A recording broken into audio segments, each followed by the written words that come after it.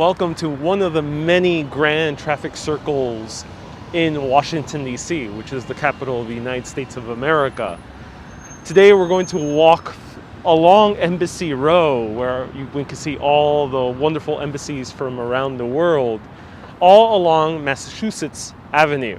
It's one of the grand avenues here in this capital, where it's named after one of the main 13 colonies. There's also New York Avenue, and there's also a few other avenues like Connecticut Avenue and etc. So let me know where you're watching from. Let's walk around Washington, D.C., see all the embassies. Not so much history today. We're just going to wander around, enjoy the architecture. And if you see your country's embassy, let me know. And then we'll be making our way to the Khalid Gibran Memorial, which I'm actually personally excited to see. I'm Ariel, you're watching Urbanist. Let's walk Washington, D.C. Hello everyone, nice to see you here. I'm Ariel with Urbanist, and we're looking right now at one of the grand traffic circles here in Washington, D.C.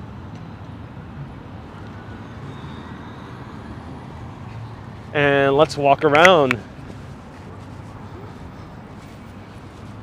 Hello Irene, hello Kay, hello Rosaline, hello BMX Racer, hello Chris, nice to see you here, hello Joe, Love Pugs, nice to see you here, hello Bella, thanks for the great history adventures you're taking us on. Embassy Row is beautiful, check the Argentinian one.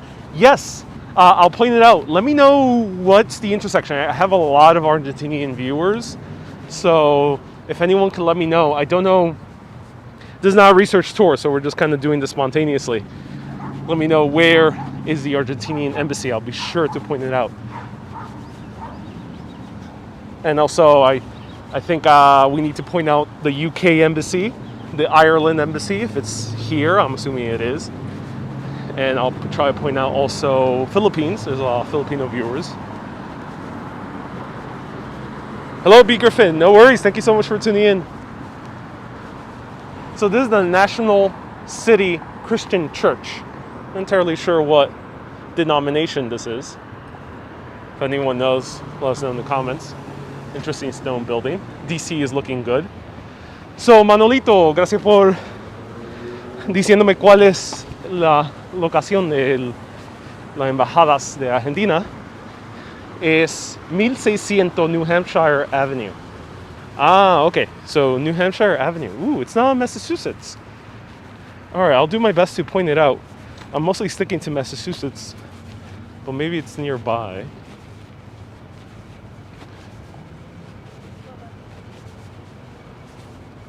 Hello, Lori. Did I have a nice lunch? I did have a nice lunch. I had a fried chicken donut sandwich. So, very nice lunch. It was a surprisingly delicious donut.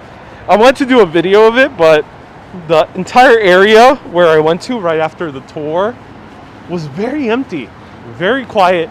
There's not that much to do. So I was going to do a video there in that neighborhood of like Chinatown right below it. But I decided just to enjoy the sandwich and come here to show you Embassy Avenue, Embassy Row.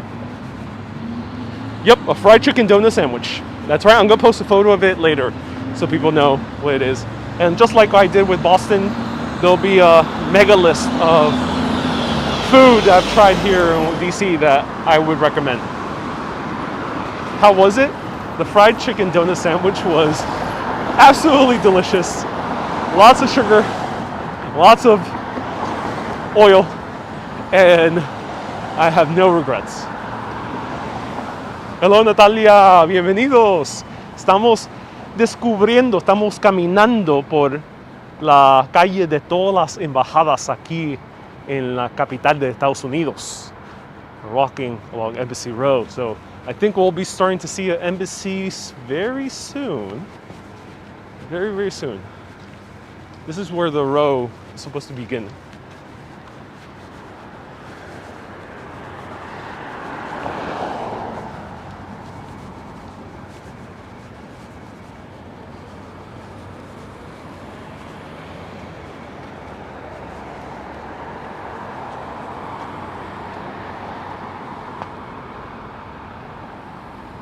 It's not like you don't walk off the calories, says Justine. Indeed, indeed.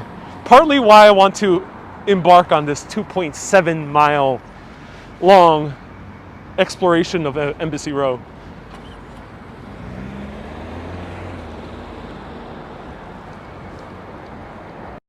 If I apologize if my speech is sometimes a little bit weird, it's because of the mask. It's sometimes a little bit harder. It gets once you wear it a long time, it starts getting stuck to your mouth, especially while you're breathing while walking.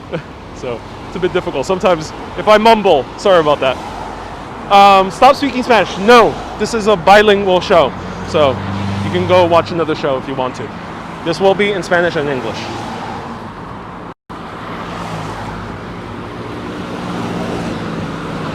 Hey Joe, thank you so much for your videos. Love them. Thank you so much, Joe, for the $2 super chat. Appreciate it. All right, we got our first embassy over here, right across the block. Who is it? Let's see. It's kind of an international style building.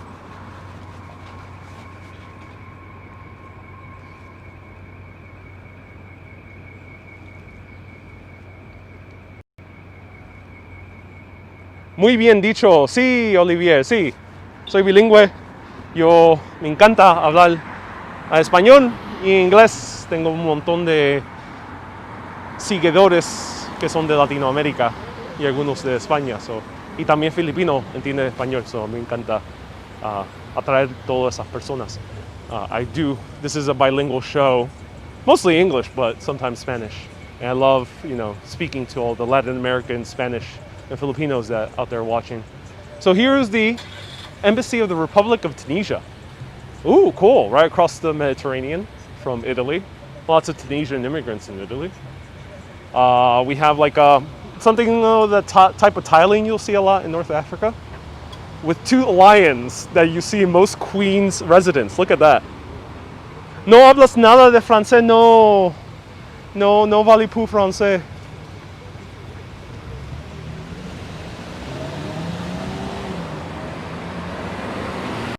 Hey Sandra, am I going to pass by the Spanish embassy? If it's on Massachusetts Avenue, yes. The blocks here are huge, so I want to do Massachusetts. It'll be a little bit hard to go to the other blocks.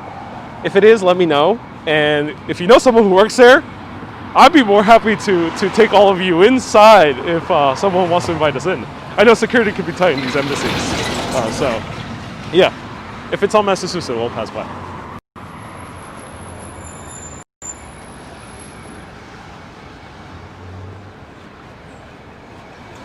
Jan says, even though I don't speak Spanish, I enjoy the bilingual. Yes, what you do.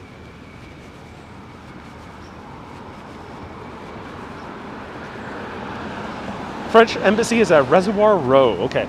I don't know my geography of Washington, D.C. from the top of my head, so let me know if Reservoir Row Road is right next to this area.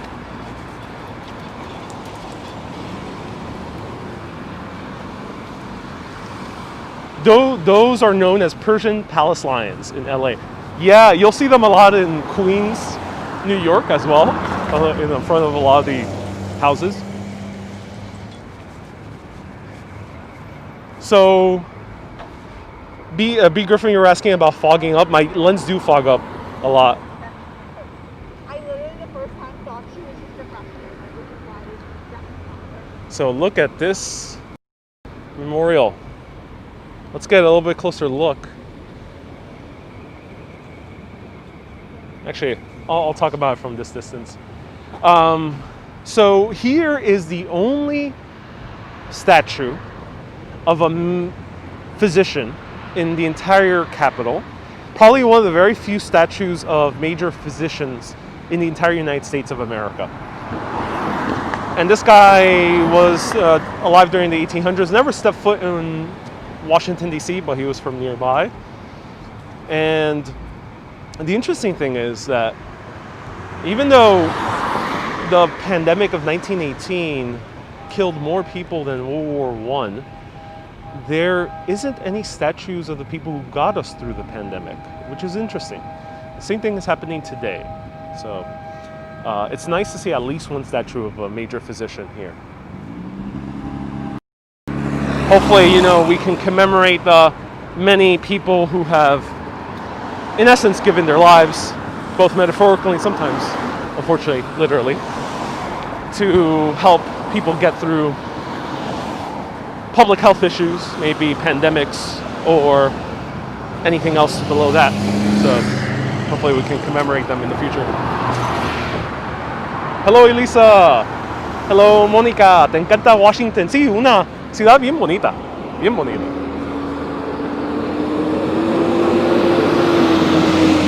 Big Dog, you recommend I try Under Armour's face mask. Stops my glasses from fogging up.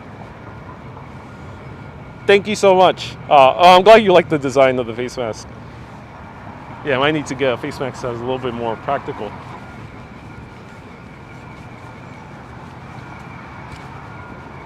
Traffic is noisy now, yes.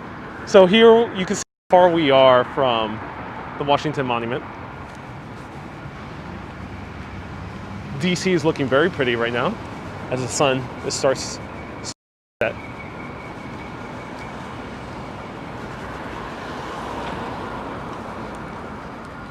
Let me know if you have any questions. I'm good. We have to kind of go around a lot of these. We have to wiggle around the traffic circles as pedestrians. So let's stay on Massachusetts Avenue as much as possible. You should do a live stream at the Washington, D.C. Zoo. That's what a lot of people are recommending. Love pugs.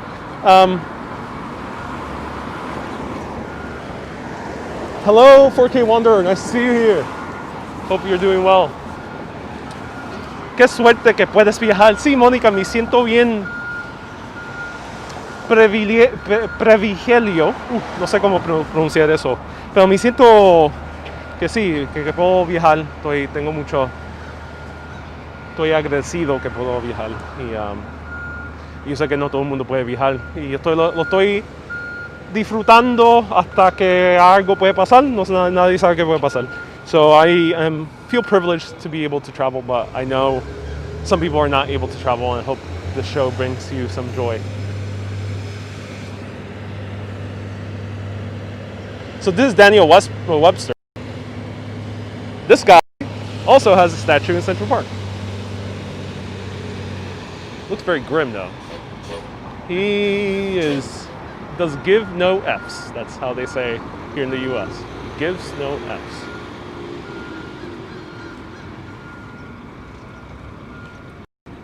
Privilegiado. Eso sí, una palabra difícil de pronunciar.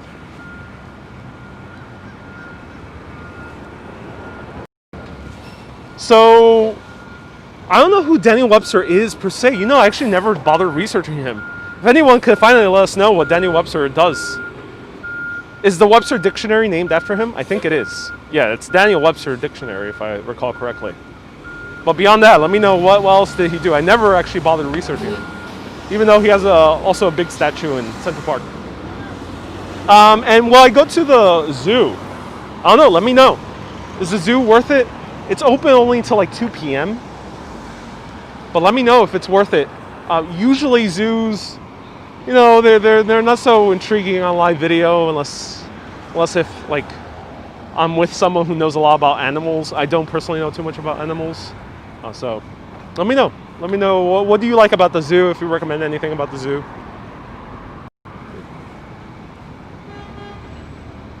I like when you include a hand in the video to point out something specific. Yes. It's like very first person. It's like watching a video game. So it says expounder,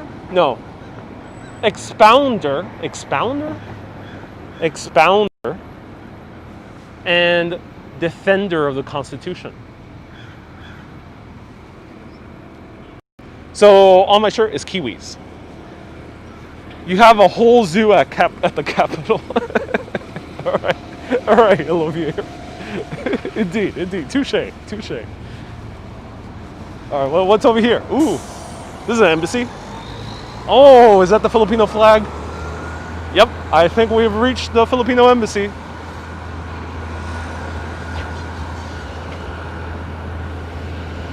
Too bad it's crazy amount of traffic. I can't zigzag between streets. So zooming in shall do.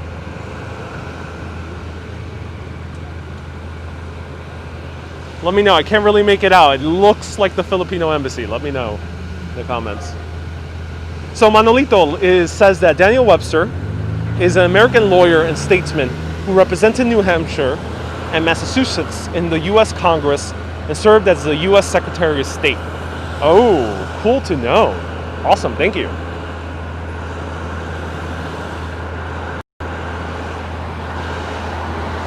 Huge construction happening here. Huge construction. All right, we're gonna see more embassies. They're popping up.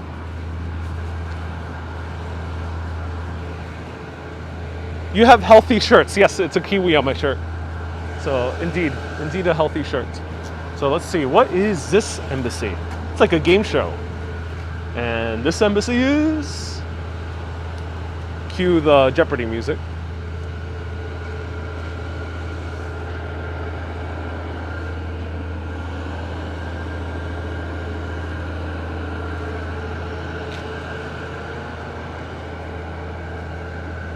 Oh, David Webster was a former Secretary of State. Yes, thank you. Or now. So, representative of New Hampshire in the first Congress and a Secretary of State. Thank you. Appreciate that. I'm surprised to see so many political candidate signs on street posts. Ooh. You know, I actually barely noticed, but I'll point one out. Here we have, ooh, what is this? Oh, this is the Philippines. Yay, Philippines. Any Filipinos watching right now? Ronald, maybe?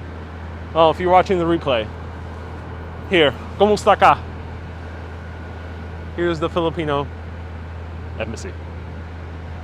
Do they have pancit? I would like some pancit, please. If you don't know what pancit is, it's a really, really tasty Filipino dish. Zoom in on the emblem. Jan says, Webster is widely regarded as an important and talented attorney, orator, and politician. But historians and observers have offered mixed opinions on his moral qualities. Do I like lumpia? Oh, yes, I do. Yeah, and adobo, too. Too many windows to wash. Arnell says that lumpia is better. Oh my God, I bet this embassy has some great lechon. Great lechon, I imagine they hire the guy to do the lechon. Lechon is roast pork. So let me know if they ever host. Do they host like foods or food events or dinners at these embassies? I went to one in the Hungarian embassy in New York. It was really cool. Really good food over there.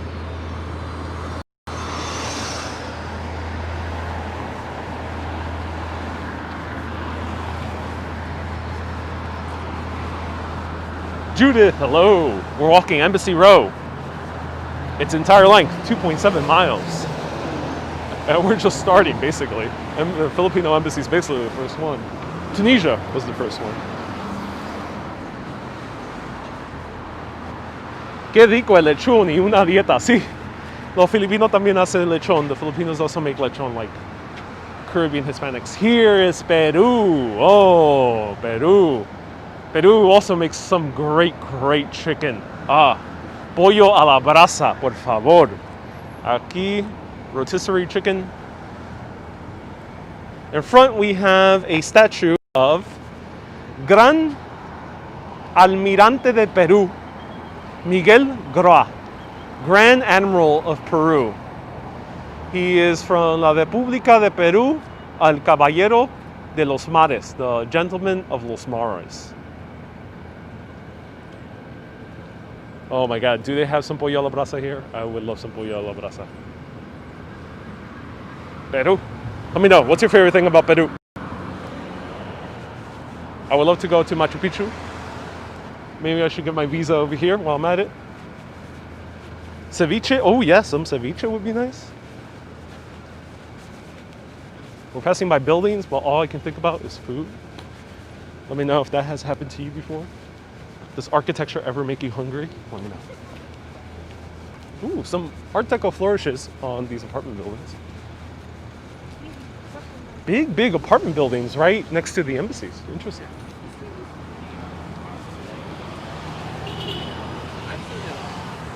B. Griffin, you have an aunt from Peru. Oh, cool. Known for lovely potato varieties. Oh, that's right, Chirag.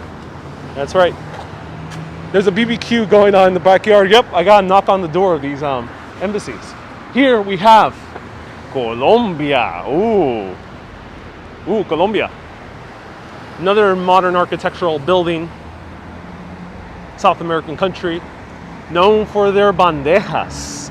A massive brunch filled with chicharrón, pork rinds, some beans, some rice, a whole plátano, whole plantain, and many other goodies. Ooh. Here's La República de Colombia. And arepas, yeah, they're also known for arepas, like the Venezuelans.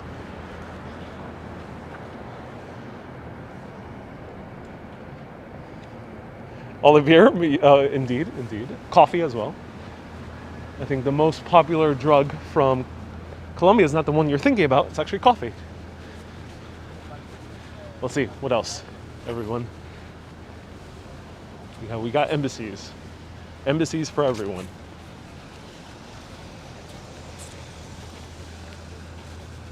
If you ever want an embassy, here's one. You can take any of them, let me know. There's a Puerto Rican flag over here. Oh, what's that doing here? Puerto Rico does not have an embassy since it's a U.S. territory, but it might have an association. So is there something Puerto Rican here? Let me know.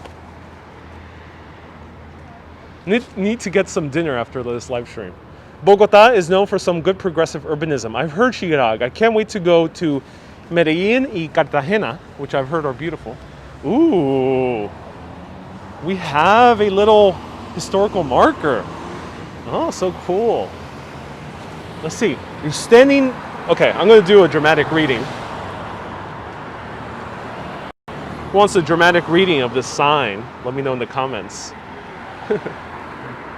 And Peru is amazing. You were there for their chicken. And it's a hop, skip, and jump away while you're there. Yeah, indeed. Diana, thank you so much for tuning in. Okay.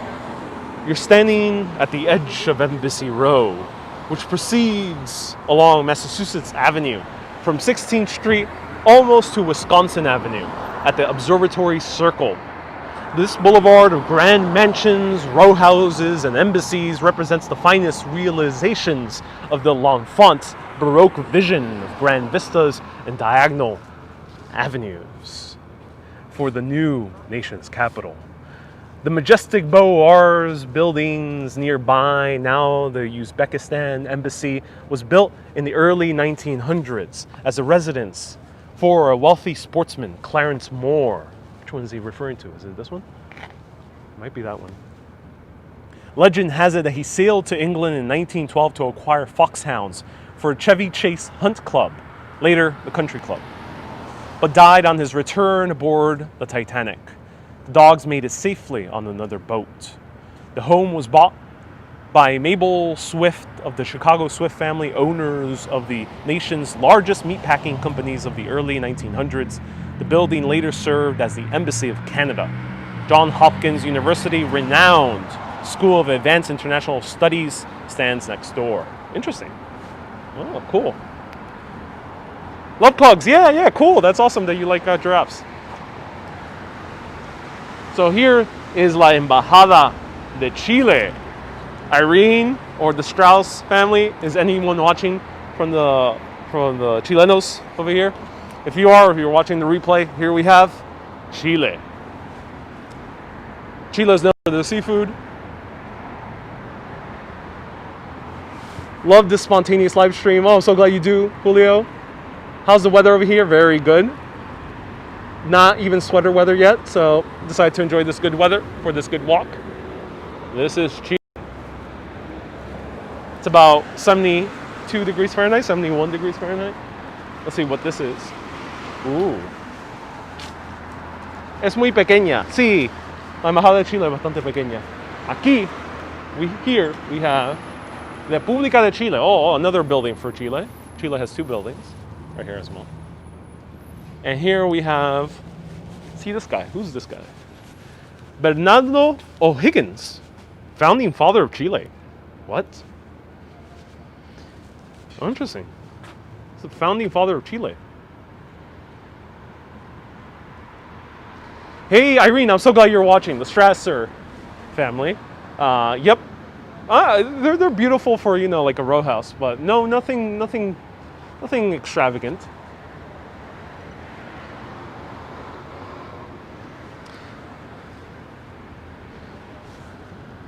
So this is Bernardo O'Higgins, founding father of Chile. He has an Irish name. Were there many Irish immigrants to Chile? Let me know in the comments. Very interesting last name for Chileno. I know there were Irish immigrants to South American countries. They're also in Puerto Rico, but I didn't know they went all the way to Chile. I thought it was mostly on the Caribbean area. So interesting, O'Higgins.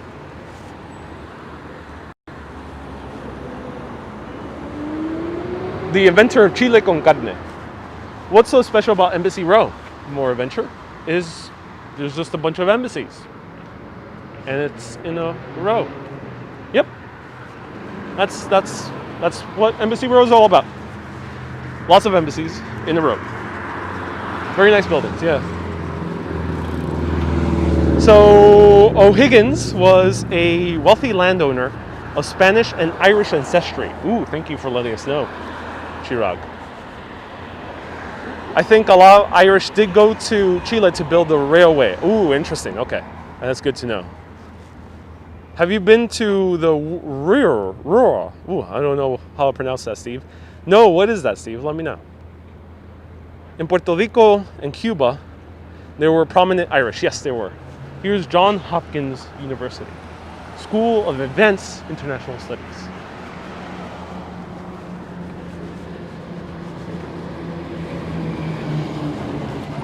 Whoa.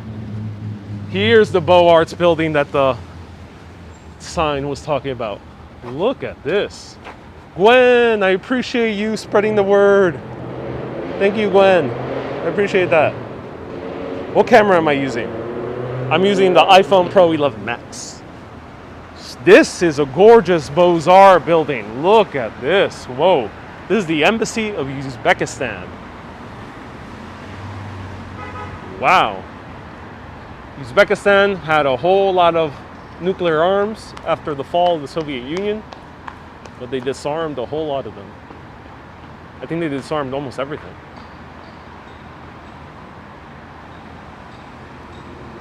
Wow, beautiful, beautiful building. Let's zoom in a little bit closer. I'm getting bitten by mosquitoes. Let's move a little bit away. Are you using gimbal? Yes, I am. The DJI Osmo Mobile 3. All the information found in the description of this video on YouTube.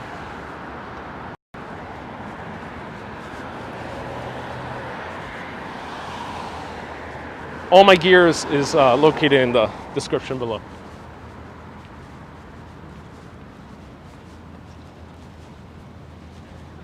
How do you like the DC subway? I really enjoy it. It's a nice subway. It's very easy to use. It doesn't quite stop where I need to go, which is a little bit weird. But overall, I'm enjoying it. Easy to use. A little bit more expensive than New York. Those are my thoughts. Hello, Logan. Nice to see you here.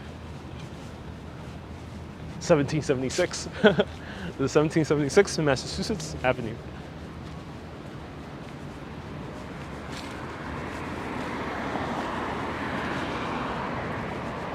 Festival says your filming is very good. Oh, I'm glad you're liking my filming.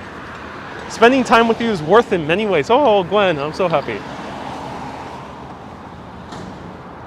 Let's see what's over here. Institute. Another Beaux-Arts building. Ooh. French style on the top. I like that.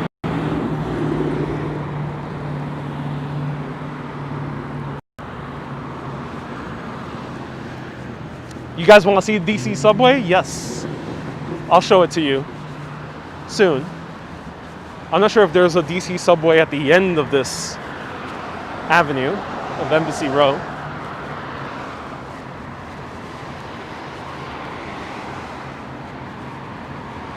Vive my country, says Olivier. Ooh, Olivier, where are you from? France, is it? Let's see. What is this? Ooh. Another sign. This one says Dupont Circle, Art on Call. Diverse visions, our neighborhood. The mansion at 1801 Massachusetts Avenue was built in 1900 for the winter residents of the middle-aged Wadsworth, a childless couple from upstate New York. Martha helped design the block-sized mansion during World War II and was used by the Red Cross. Empty for most of the 1920s. It became a private women's club in 1932 with the help of the Red Cross, who lived in the Roman brick house at 1801, which should be right next door, right down there. To your right, at 18th Street, headquarters are the National Trust for Historic Preservation, the most opulent apartment building in Washington, D.C., designed by J.H. de Sarbor. 5 of its 6 residents had 24 rooms each. Cool. Dig it. Beautiful buildings, yeah. I agree. It's beautiful buildings.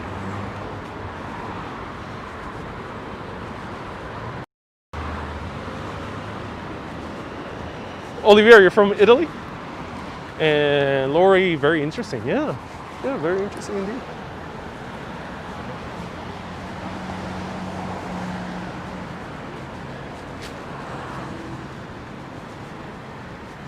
The British Falklands are getting trained, says Paul McDonough. Yeah, oh, interesting. Isn't the Falklands like just an island? They're getting actual subway? That's interesting. Can't wait till one day go to the Falklands. Whoa. What is this? Oh my God, everyone. We have some urban decay. Washington, D.C. is very new and pristine, but here we have some urban decay.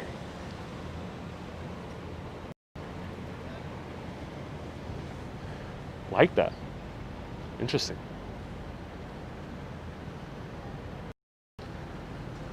Hello from Argentina, Federico, bienvenidos.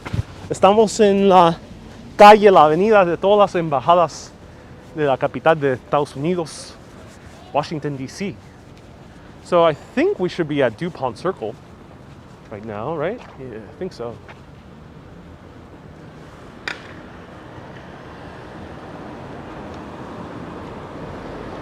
It's a secret tunnel, yes indeed. All right, let's see what else can we see around here.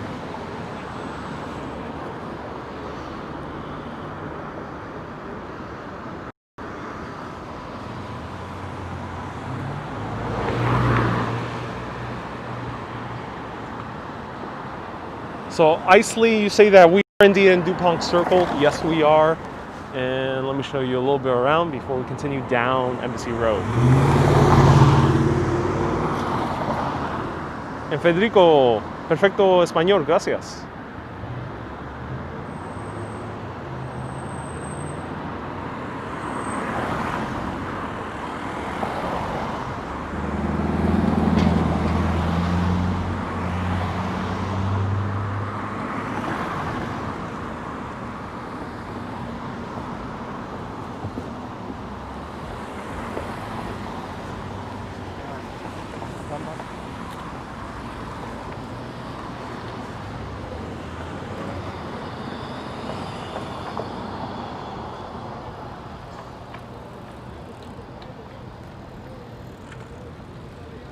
That building is on lease. This one, look, interesting. Who wants to buy that building? Right here at Dupont Circle. On lease. That means you can have this mansion right here, all to yourself and your family. Or make an office, or maybe make it into a coffee shop. I think that would make a nice coffee shop. It's for lease. So, should that be a coffee shop? Let me know in the comments. Yeah.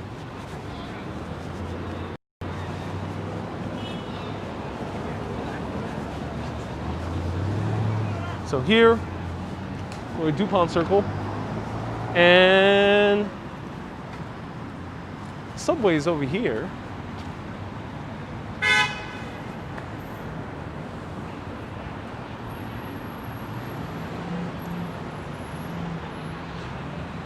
So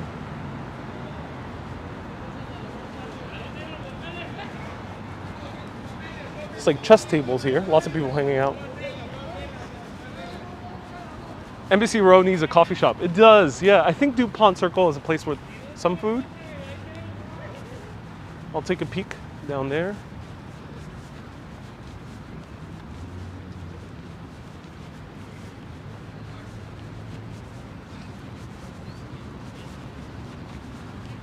Dupont Circle is a nice neighborhood, says Isley. Yes, I've heard. You know, I just spoke with a local before doing this video, and I was asking why is it so empty? Aside from it being the pandemic, and Washington D.C. apparently many businesses have started closing, especially after the protests. But one of the few neighborhoods that is still lively is Dupont Circle, and yeah, you can see that right here.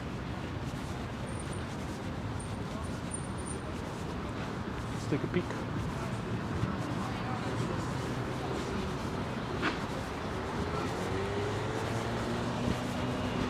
A lot of people are living in tents here in Washington, D.C. That's one thing I've noticed. I'm kind of shocked that they allow tents, full-on tents in the middle of the street.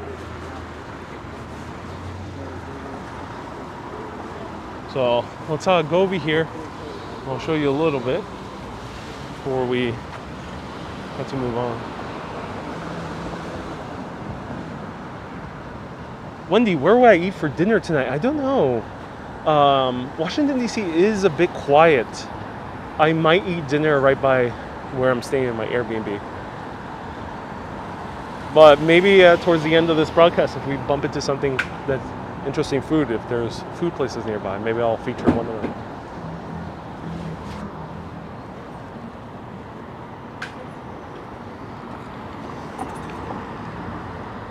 Hey, Chris. What I was doing before watching Ariel, I was trying to bondo a dented door, but it didn't turn out great. Uh-oh. Oh, lights here take like ages. How do they expect not you to jaywalk in the city?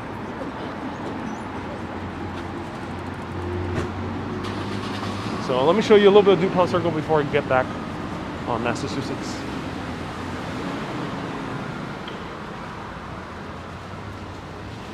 Hello, Glenn. Nice to see you here. You can definitely find social distance on these streets. Yes, you can. Yeah, pretty empty streets and very wide streets, which is nice. All right. Oh, so here we have one of the more famous bookstores.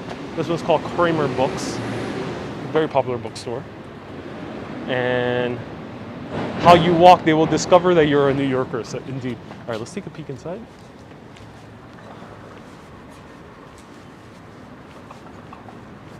That's a bit too packed for my taste, but here it is. One of the more famous bookstores. Probably a lot of current politics books here as well. I know it's one of the hot spots for that. I'll show you this side. Yep. Here we have all the current politics. Rage by Bob Woodward. American Crisis by Andrew Coleman.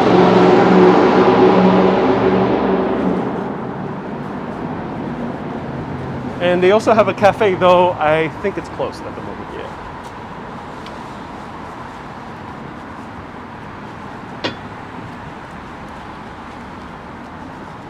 Hey, what I learned is that I should have taken a cab to the National Zoo. What would have been a half-hour drive took me 90 minutes. Whoa! Why did it take you so long? Jackie. Nice to see you on the broadcast. Thank you for tuning in. Ooh, bakery. It's closed. No. I see a Starbucks. Yeah, there is a Starbucks here. Oh, this is a nice neighborhood.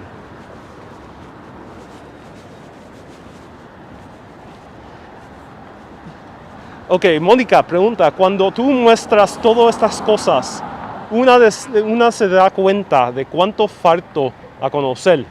Tengo que volver pronto. Monica says, after showing all these places, it goes to show how much there is to see. And she really wants to return soon. Sí, me imagino, aquí hay tantas cosas para ver. A veces cuando está en la ciudad vale la pena caminar y just ir por cualquier dirección y tomar tu tiempo. It's nice to just walk around, kind of enjoy the sights as you're here in the city.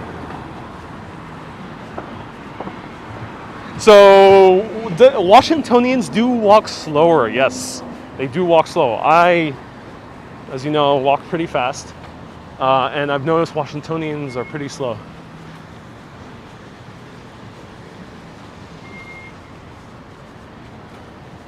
Because, oh, Jackie, you got stuck on Dupont Circle. Hey, Chris, thank you so much for tuning in. Have a good night. DC es demasiado tranquilo, bien tranquilo. It's very calm, yes. Very calm. Look at this socially distant seating. Nice collection of restaurants here.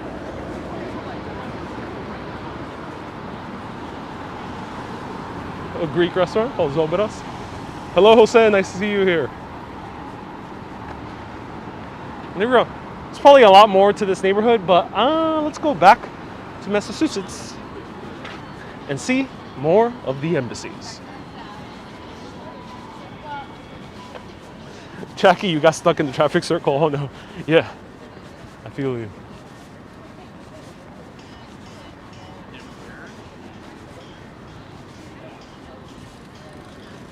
Looks like Germany. Yeah, there is a. I've never been to Germany, but I've seen photos, and there's a look to it.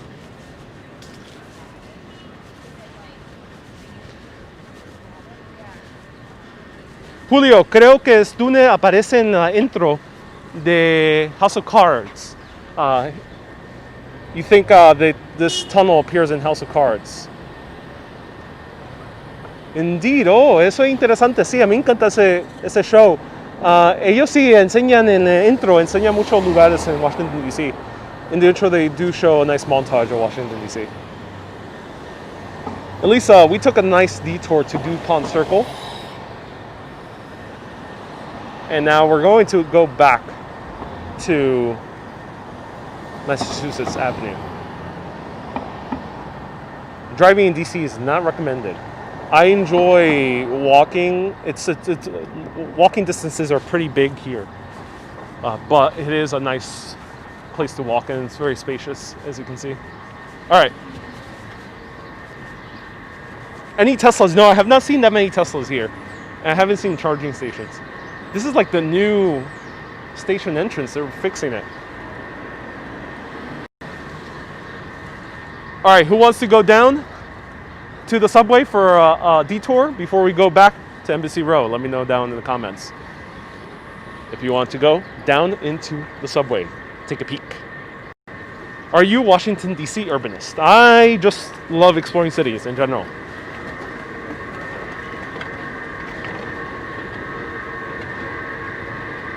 Whoa. Damn, this is trippy. Hopefully there's service. Crossing fingers, everyone. This is the entrances. I've been to a few subway stops and they're really, really interesting. They kind of look dark and ominous.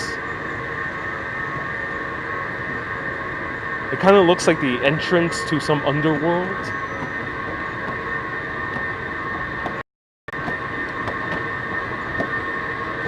Cynthia is so steep. It is. Look at that. This is deep. Whoa. This is so weird.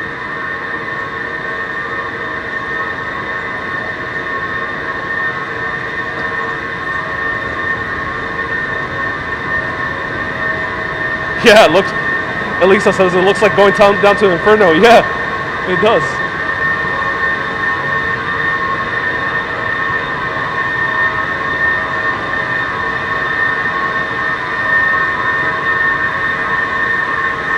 Goodbye, normal world. Goodbye. To the underworld we go.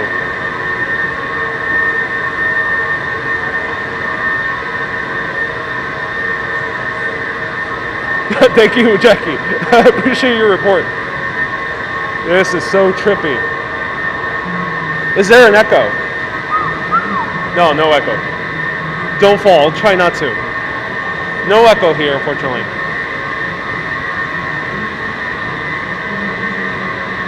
Welcome to Area 51, says Glenn. Yes, it does feel like you're going to some secret military base. All the Freemason secrets are here. Where's Nicolas Cage? Are you going coal mining? That's how it feels like. That's how it feels like. All right, I'm going to enter the subway. I got unlimited, so I am good. And I'll show you a little bit of the subway, and we'll come back out.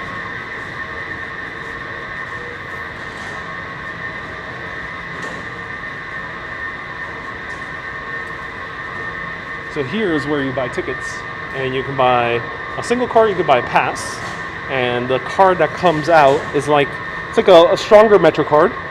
It's a thicker Metro card. It's called the Smart Trip, and right here.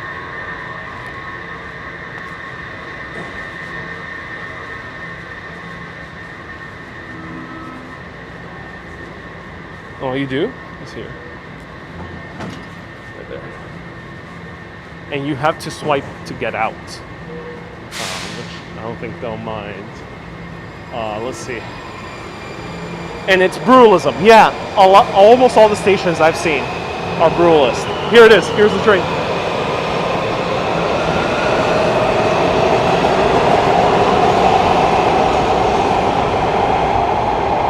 Wow.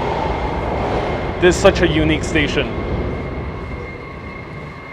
Oh, I gotta take a photo of these stations. Oh, this is gonna be fun. You know, sometimes when it comes to brutalism, one thing I always recommend to people is to look brutalism in a different way. Rather than looking at it with normal color vision, it's sometimes better to look at it in black and white.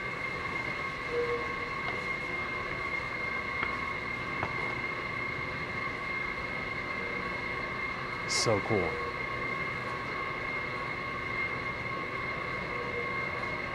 So there we go. Brutalism, black and white.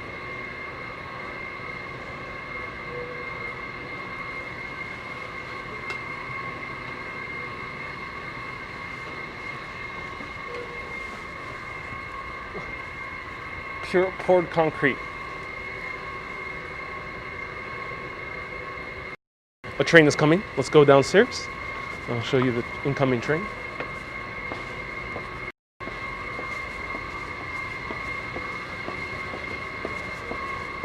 So people are making references to Logan's Run. Does the film Logan's Run take place in Washington, D.C.? I've never seen it, but I've heard it's a classic. Here it is, the train.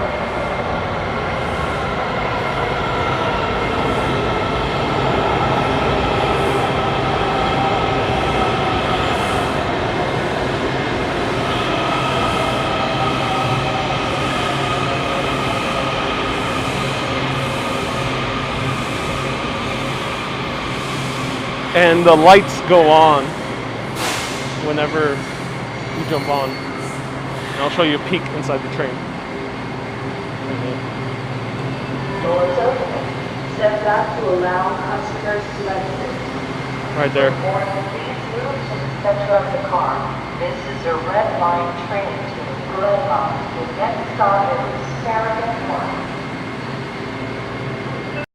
Olivier, this city is very safe. Especially in these areas. Very, very safe, especially in this neighborhood. So that most likely won't happen. Say goodbye to the train.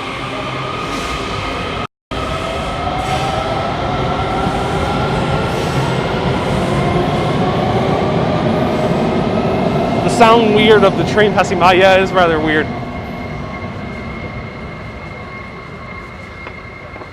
So no, I'm not getting on the train because I want to show you more of Embassy Row.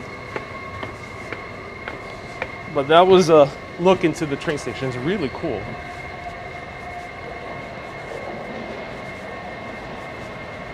Here's another train passing through.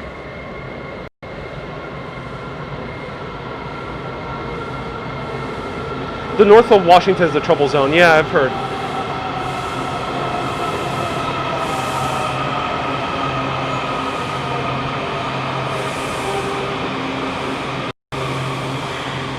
Oh, Bernard, so Logan's Run is based in Washington, D.C., a dystopic view of Washington. That's so cool.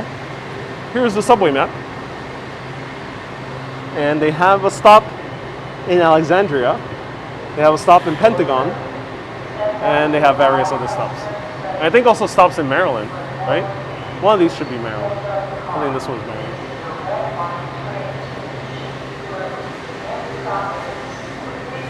Yes, in Chile you can't take photos or videos in the metro. I've heard some countries are picky about that. I don't think that's the case here. All right, let's go back up to Mass Avenue.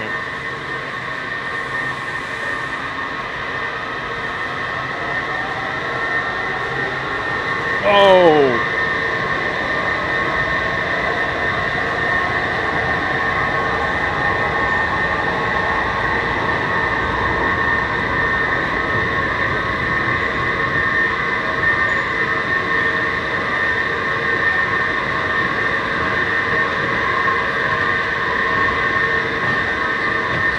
Julio says, thank you for showing us the subway.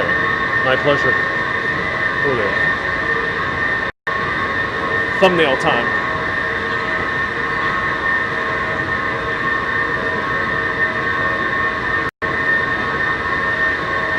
Scott says, runner. Sounds like a nuclear air raid siren. It does sound like a nuclear air raid siren. Yep, it does. Why so noisy? I don't know. I've been on many of the escalators. They're very, very noisy. Another one, I took a short video of it, had a very ominous sound to it. So, yeah. DC Metro is beautiful in a weird way.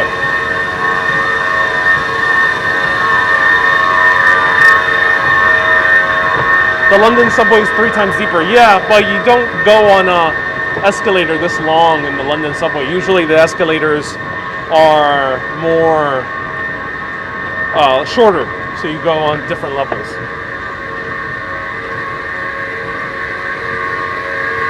Hello, Wilma from Netherlands.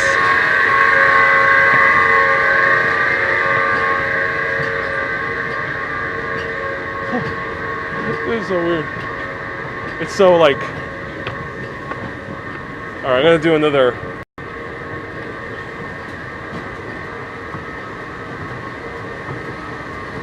That's my thumbnail for YouTube. You know, I gotta add intrigue to these videos on the thumbnail.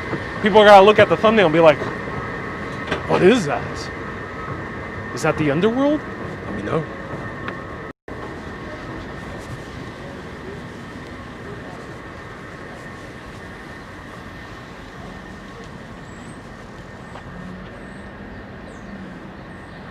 Are those plants for real? Yeah, they seem to be real plants.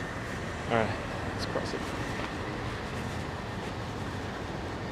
No hay gentuza en este metro. No, barely any people, Olivier. Casi nadie.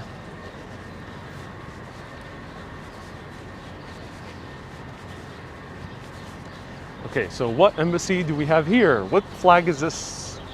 It looks like the Colombian, but I don't think it's the Colombian. Let me know. What flag is this? I don't see any sign. Oh, it is Colombia. Colombia has 2 embassies. Why does Colombia have 2 embassies? This guy's going in. He's running for those arepas. Oh, whoa. There's a QR code here. What does this lead to? Why is there a random QR code here on this light post? So many mysteries in this broadcast today, everyone. Christina, we are at Embassy Row in Washington, D.C., the capital of the United States of America.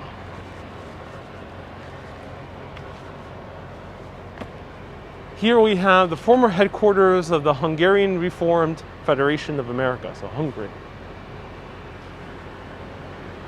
Romania.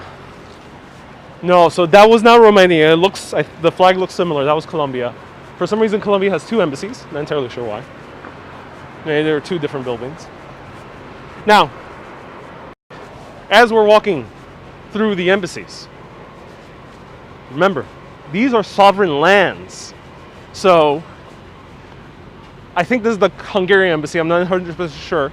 But if this was the Hungarian embassy and I were to cross into this fence, I would be in sovereign Hungarian land, or I'll be in sovereign Colombian land or Canadian land.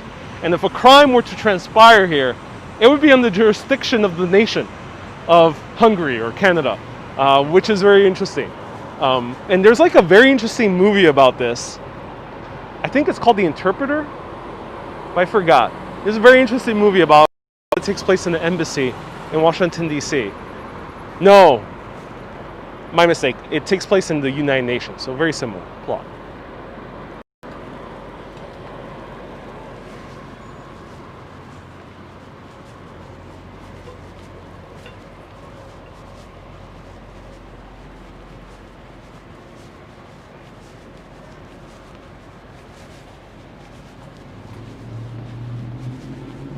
Oh, hey, Ben Stover says the QR code leads to the history of the embassy. Oh, that's cool.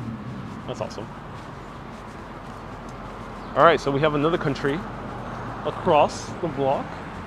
Let me know what flag is this. Here's a bus stop.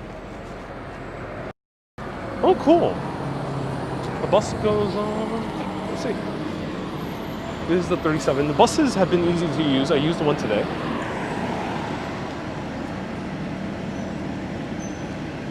And this one almost goes down Massachusetts. Yeah.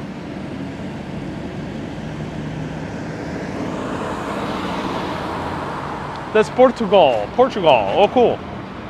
Portugal, right there across the block. Barbara, why are no people here? Well, I'm not Washington D.C. I'm not 100% sure. It is a bit weird. It is much emptier than even Boston and New York.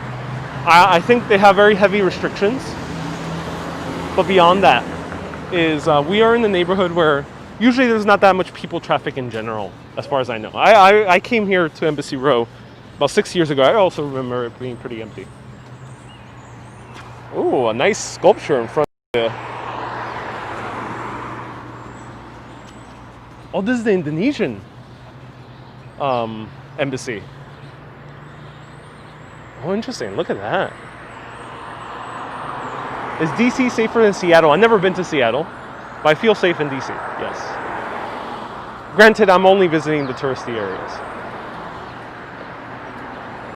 Is there an embassy of Slovenia? Oh, I'm not entirely sure. I know Washington, D.C. has a whole lot of embassies because some of those European countries, I think, are a part of the European Union. I'm not entirely sure if they're all represented. So if anyone could let us know. Plus everyone's off work. Yes, Max Travel. That too. Beautiful mansion. Look at that. Wow. That is very interesting. Yeah.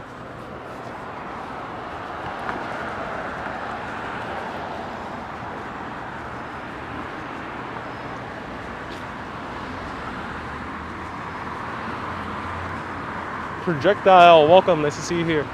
London is packed. Just been there, I live close. Oh, I miss London. Good to hear it's packed. Well, good and bad, I'm not entirely sure how London is handling COVID.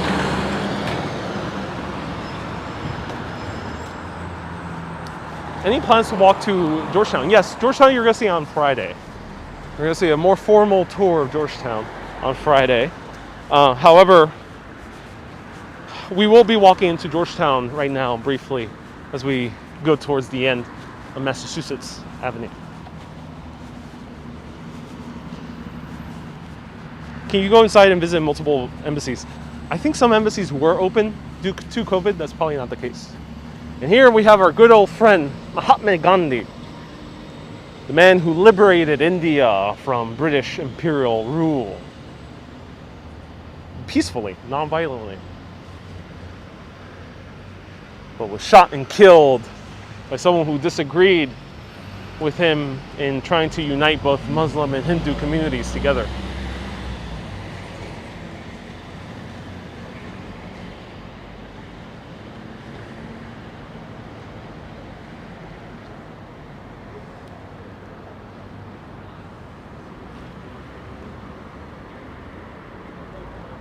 Jackie says there is a Slovenian embassy on California Street. Ooh, cool. Thank you. Monica, hello. So Mahatma Gandhi. It's not as complex as what we're talking about. But if you know the current model, He has one great quote, which I really love from Mahatma Gandhi. An eye for an eye will leave the whole world blind. Such a great quote. And also one time a newspaper reporter asked him, but what religion are you a part of? And he replied, I'm a Hindu. And the reporter was like, okay, he was like happy that he got an answer, because in India there was a lot of, even though they were trying to break off from the British Empire, there's also a lot of talk with the religions. They weren't getting along, the Muslim portion of India and the Hindu portion of India. And probably, you know, the Sikhs and the Jainists were involved in that as well, and Christians as well. And then Mahatma Gandhi, as the guy's writing down the notes, he says, I'm also a Muslim. And I'm also a Christian. And I'm also a Taoist. And I'm also a Buddhist. And I'm also a Jainist. And I found that very fascinating when he said that. Because basically what he was saying is, yeah, I'm a Hindu. At least he was raised as a Hindu. But to him, all religions have some commonality with them. And the interesting thing is, he said that all those religions had a commonality with it because he was actually a student of theosophy. And theosophy, if you don't know, was by H.P. Blavatsky, who was basically the mother of the occult in the Western world. And she was also the person who kind of reintroduced Hinduism, a lot of like the very, very kind of esoteric portions of Hinduism back into India. Or at least she was accredited with that. They had access to the Bhagavad. They were one of the first people to really bring the Bhagavad Gita to the Western world, also the I Ching and all these other things. And they also were kind of a inspiration from spiritualism, but it was different. So he was a theosophist, which is very interesting. Theosophists also believed that all religions had one single commonality to them. What that commonality is, it's for a much longer conversation, but interesting about Mahatma Gandhi. Let's continue walking down Embassy Road. I think we might be reaching the end, are we? Or do we have a lot more left? These people are jaywalking. Uh-oh. We have 3 jaywalkers. Olivier says, not all philosophers. Krishnamurti. Yes, I think Krishnamurti was associated with the Theosophists at some point.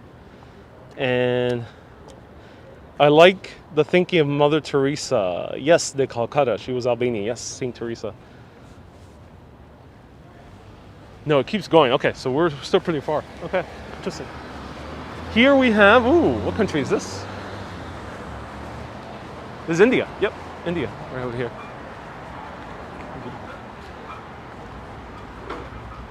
Oh, they're putting the flag down. Why is that?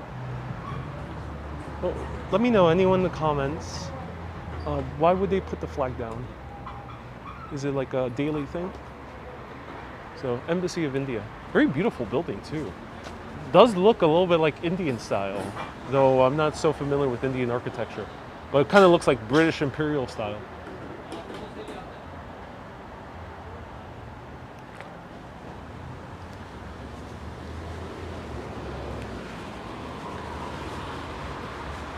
Respect for Mahatma Gandhi, indeed.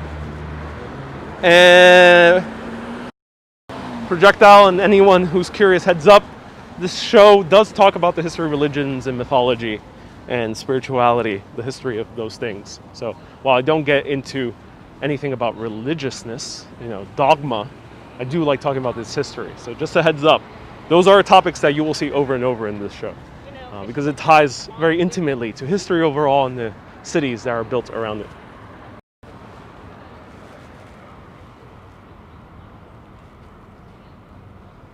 Hey, Shwana, who bought the occult here? Mahatma Gandhi was, he knew H.P. Blavatsky, who started the Lamasery, the Theosophy, in New York. Thank you for the super chat. I appreciate it. $5 super chat. Appreciate it. So what is this? This is a Cosmo Club. What is the Cosmo Club? Gorgeous building. Kevin, I don't talk about politics. Even if it's regarding what you're talking about. Many other channels to talk about that. Claudio, hello. Hello, Jackie. I just read that the Holy See has an embassy on the road. Ooh, I can't wait to pass by that. Cool that the Vatican has that's a neoclassical building. It is. Beautiful neoclassical building. Neoclassical, just like the White House. Hello, Claudio. We have a lot of people running here. Seems like it's a very high-end neighborhood.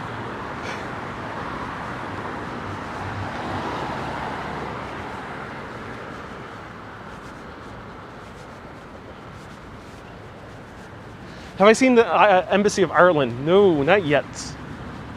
Not yet. Here they lower the flag every day at sunset. Okay, good to know. That's why they were lowering the flag. Look at that sky. All right, so what I'm going to do is cross the street. Let's cross the street.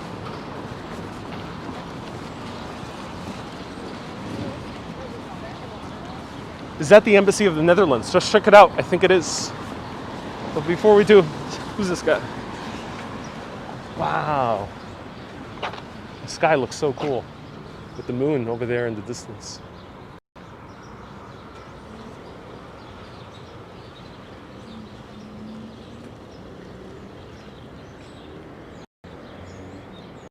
Mark says, when you say that you see a lot of people running, does that mean it's a high-end neighborhood? Okay, so to expound on that, there's a lot of women running at dusk alone. My assertion with that is that usually when you see women running alone at dusk or at night, it tends to be a very high-end neighborhood. Just from my personal observation, I have no statistical data on this or anything, but when you go to the lower end neighborhoods, lower income neighborhoods, you don't really see women running alone at night. That's why I made that statement. And there's a lot of people running here at night. So there's some like very young neighborhood around here, and it's very high end. So let me know.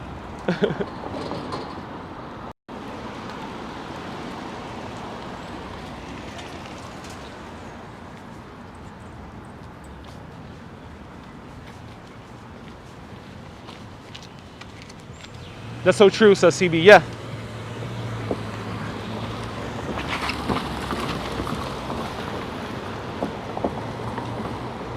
A lot of working from home. Yeah, a lot of people are working from home, Jacqueline. Yeah, great observation too.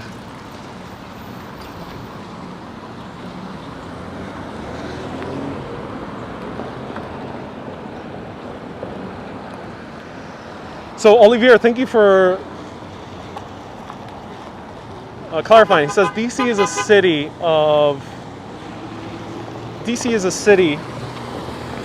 of young civil servants. That's why they feel like running alone. Roman statues stand longer than they would, says Patrick. Any city area with a lot of embassies are usually high end. Yes, indeed, they are. But it looks like a lot of young people live here, judging by the people jogging about. It might be like a very popular jogging route, specifically on this avenue. Similar to like Central Park in New York City. All right, let's cross.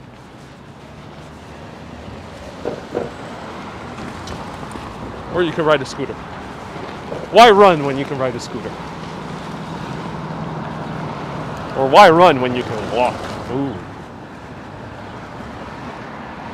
What is this? The blue is looking a little bit faded. Or is it intentionally that way? What flag is this?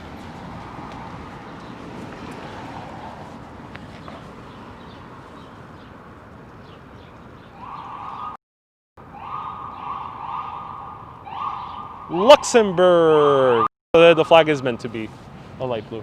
Luxembourg, everyone. A tiny little country, about the size of Queens, I think. Luxembourg. Beautiful building as well, Beaux-Arts. And here we have, there's Islamic, but I don't think it's Middle Eastern country. It might be Turkey. Is this Turkey? Pardon my knowledge of not knowing all the flags.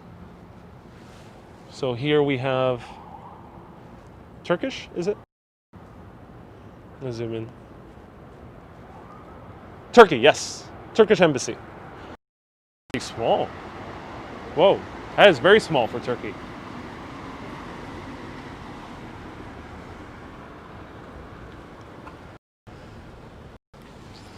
Yes, this is Turkey. This is Turkey. Why is Turkey's embassy so small? Turkey's such a massive country and very powerful. Kind of shocked. And Turkey's like an ally of the US. Kind of shocked that it's so tiny. Like Luxembourg is bigger than Turkey. Huh. Why is that? So Isley says Turkey has multiple buildings. Oh, interesting. Interesting that the embassies are not like all in one. They're kind of split off. Interesting.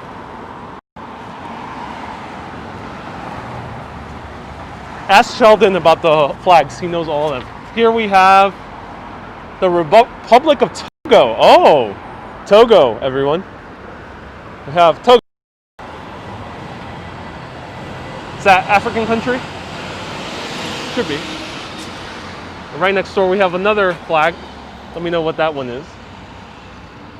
Oh.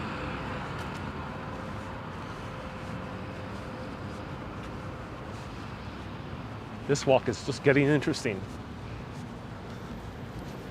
You should be right near the Irish embassy. All right, let's check it out.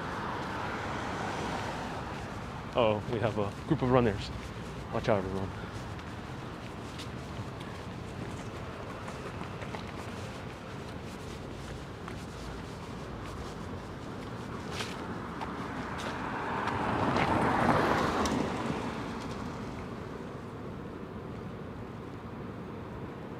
Togo's an African country. Thank you. Ooh, here we have Greece. And it's white and blue.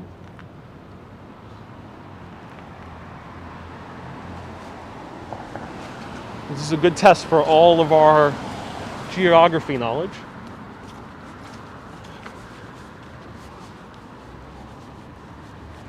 So many runners. This is like a very big hotspot for running.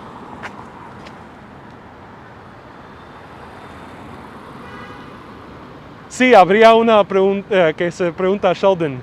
Dice Monica, yes, you should ask Sheldon for all the flags. Apparently the character from Big Bang Theory knows all the flags by memory. Or the Animaniacs. Ooh, BMW in front of this home. Here's the Irish embassy, ladies and gentlemen. Welcome to Ireland. Let me step foot in Ireland. We're over here. Let me step foot on it. Yes, I am in Ireland officially. I have arrived to Ireland. Finally, I'm here. Glad to be here. It's a beautiful country. Not so rainy as I expected. And I'm back to Washington, D.C. Oh, gimbal malfunction. I'm back to Washington, D.C.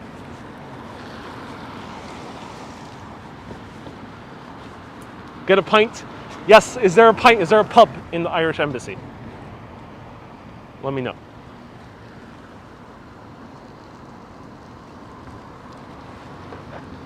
Instantly cuffed for going into Ireland, says projectile. Beautiful interiors, from what I can see. Kay, I hope you're watching. Kay, Donna, Deborah. We have many, many other people watching from Ireland, usually on my show. Maybe not this late at night because it's already pretty late over there. But if you're watching the replay, I got into Ireland. Yes, Ireland. I'm here in Ireland. Finally, I visited. Where are you guys? Where are you guys? Welcome to Ireland. Don't have the meaning, says Olivier. Also, every single embassy is its own sovereign land. So this is Ireland. The Republic of Ireland administrates this land. It's not Washington, D.C., it's not America. America's the sidewalk. Once you cross, it's Ireland. I think including the driveway, as far as I know, I think.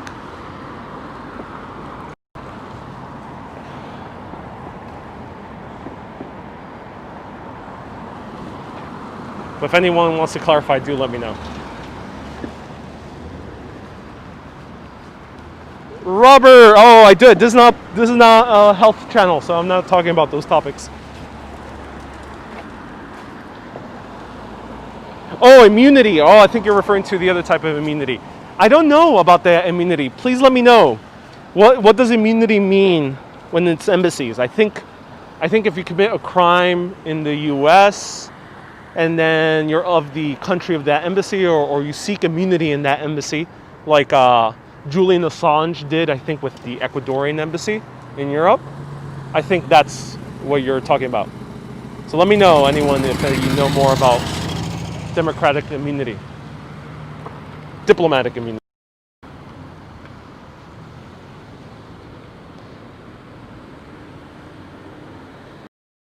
Wait a minute. So if I go into this driveway, let me see if I can cross.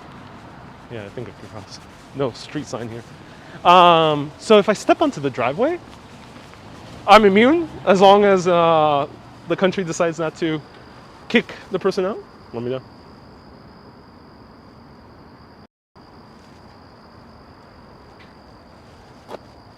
Here is the founder and first president of Turkey, Mustafa Kemal Atatürk. Oh yeah, this guy. He's like the head honcho of Turkey. He's like featured in all the like major monuments and textbooks. He's like the George Washington of Turkey, right? Atatürk. It says right behind him, quote, "Peace in home, peace in the world." So here is the Turkish embassy. Yes, this is more like it. Seems Turkey this is their main building. Ataturk was a great president. Oh, cool, Olivier. That's awesome. Diplomats have immunity from local laws, but the U.S. can request immunity to be waived if any crime is committed. Interesting. So if someone jaywalks, they're absolved of jaywalking. That's cool. If you're a diplomat. Looks like he can move at any time. Indeed, he does. This is the Romania. So I have a few Romanians that do watch. Here's a Romanian. I've been to Romania before. I went to Bucharest. There's a Romanian embassy.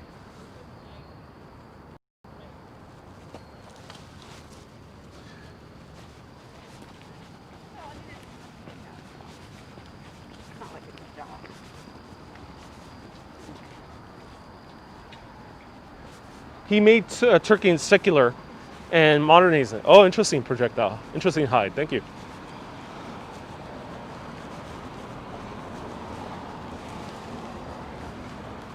Here's Latvia.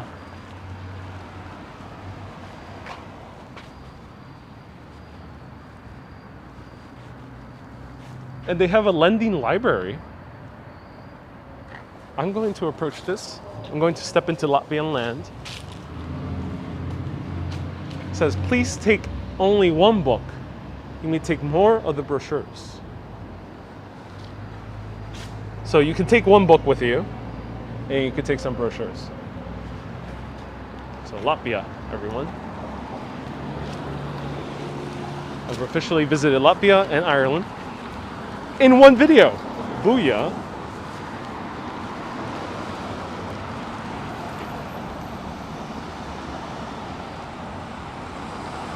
Yeah, projectile. I've heard about Ataturk. He's complicated figure, I've heard. Yeah. Maybe I'll do a video of him whenever I visit Istanbul. Here's Korea, South Korea. Oh, Korea. Home of K-pop. And many other wonderful things, but K-pop. Samsung, also the home of Samsung. And here's Philip Jason, 1864 and 1951. The first Korean-American pioneer for Korean independence and democracy. Dr. Philip Jason was a pioneer of independence, democracy, and political awakening, public awakening for the Korean people. After the failed 1884 Reformation movement, he was exiled to the United States, where he became the first Korean-born to become an American citizen. Oh, interesting, the first Korean-American. That's awesome. Graduate of the Columbia Medical College. He practiced medicine in Washington, D.C., later serving the U.S. government as a wartime physician. Oh, interesting. Oh, this guy has quite a story. Both in Korea and in the United States, Dr. Jason made relentless efforts for the independence of Korea.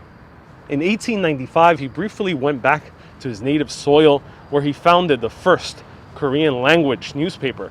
In 1919, he organized a Korean independence campaign in Philadelphia. Dr. Jason will forever be remembered as the leader of the Korean American community and the leading spirit for Korea's democracy and modernization. Oh, I love that. That is really cool. 안녕하세요 to Philip Jason. Pardon my poor Korean pronunciation. And here's a book here in front of in his honor. Oh, someone left like a book about him. Interesting. Whoa.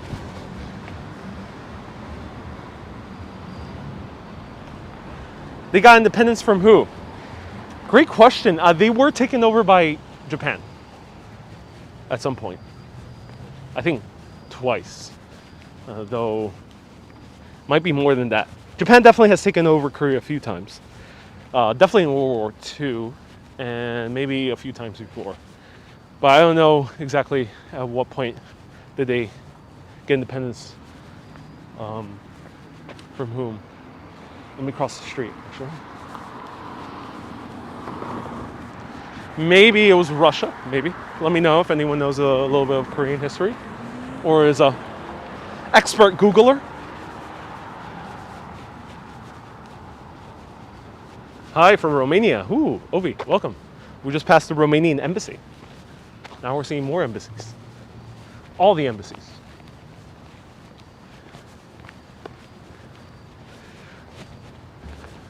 What is sure is that they don't get along with the Japanese government. Yeah, unfortunately they don't. It's unfortunate because there's plans to build a tunnel, rail connection, and road connection between Korea and Japan, which would connect Japan to mainland Asia.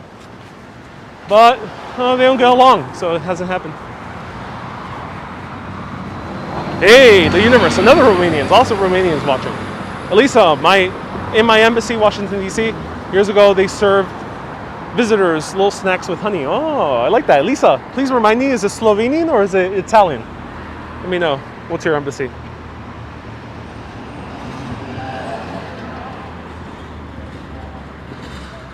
He'd be proud of South Korea, not sure about North. Indeed, indeed. What country is this? Let's see.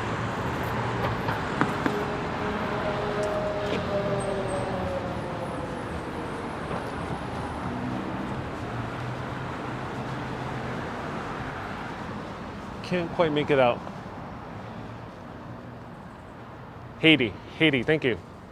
So Isli says Haiti, it's quite empty. Seems like a... Oh, Elisa, you're Slovenian, okay, awesome. That's cool that they served you snacks with honey. The house is Parisian style, it is Parisian style. Well, Haiti does have some French heritage, and of course African.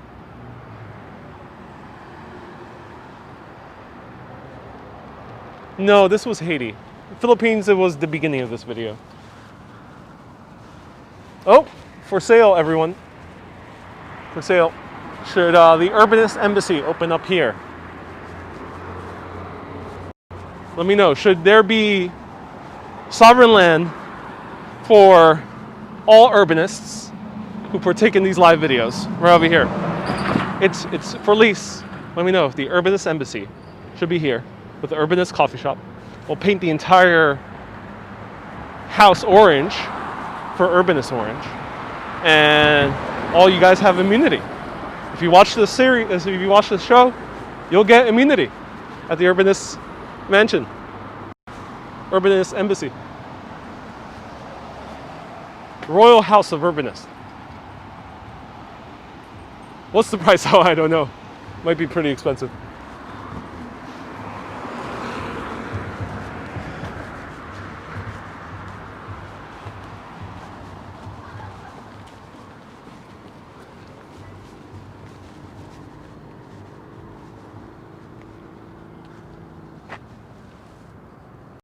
Zapata, why don't I talk about politics?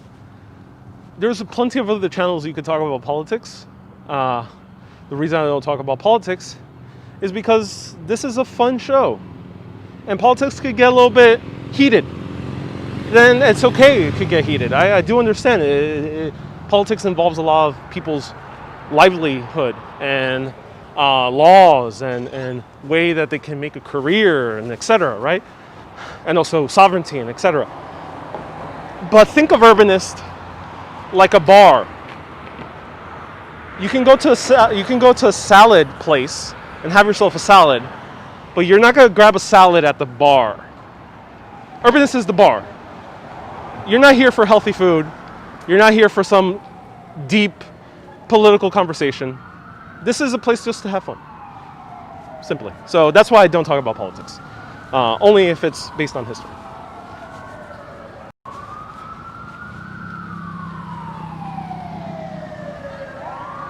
I don't know why there was a police line there.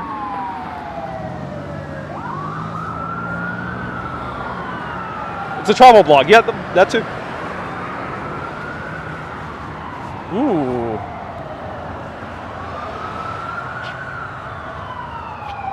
Saint Jerome the priest.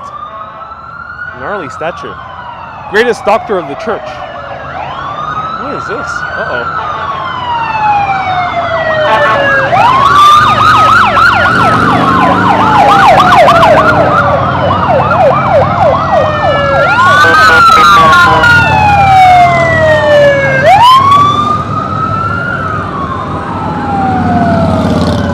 Wow. What's happening here? He waved, yeah, he waved at the car. Whoa. Crazy.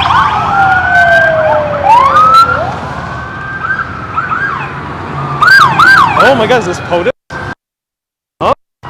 Seen POTUS, everyone. Or the Vice President. Vice POTUS. I think this might be POTUS.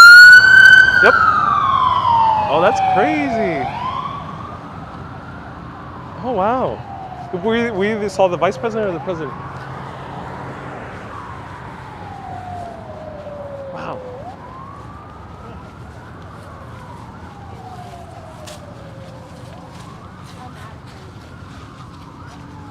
Tara says, Ariel, what did you do? I didn't do anything. I think that was POTUS. Yeah, that was some very high official. Yeah, it could have either been our president, Donald Trump. It could have been Melania, the first lady. It could have been the vice president. It could have been, the head senator, Mitch McConnell. Pardon, I don't know his title.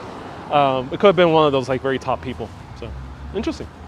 Yeah, we potentially saw Dawn.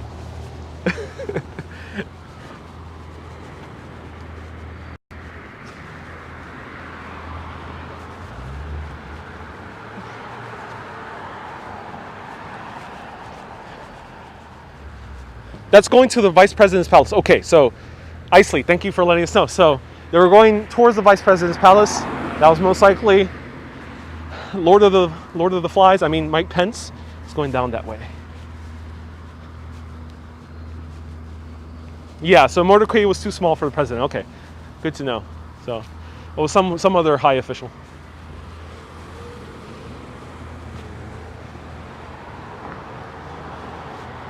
All right. Let's see what's passing.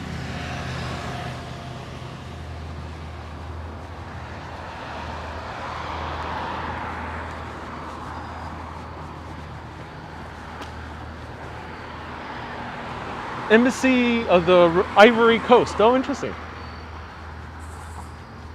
Uh-oh, it's getting very dark here.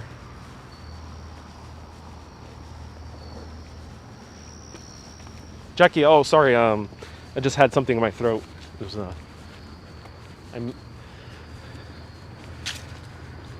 meant to say Mike Pence. Mike Pence.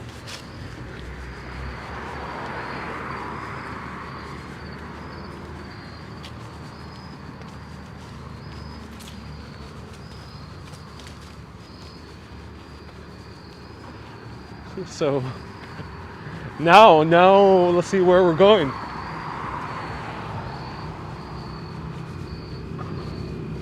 What's for dinner? Oh, I don't know. Can we find dinner in this area? What is this? Oh my god. More Secret Service.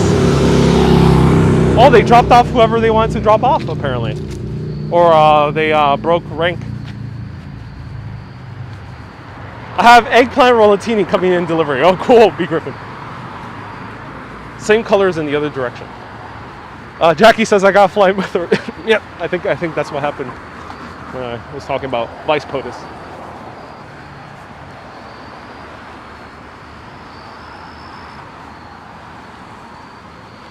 Love the cricket sounds. Yeah, indeed, it's nice.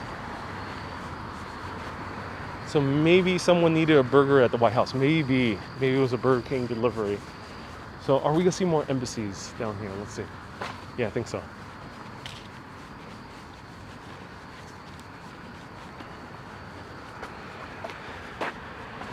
Oh, so this is the Republic of Bolivariana de Venezuela.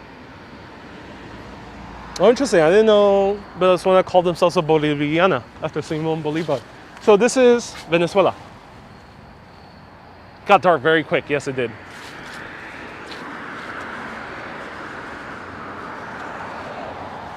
Let me know where you're having for food, everyone. I'm not sure. There seems to be no cafes open here in this Embassy Row. Where do the diplomats get their food?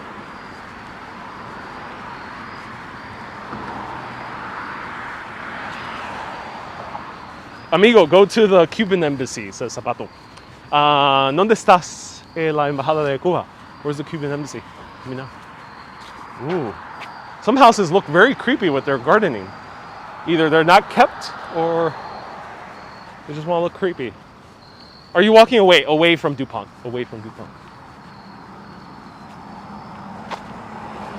Go to Dupont area. Oh, too far away.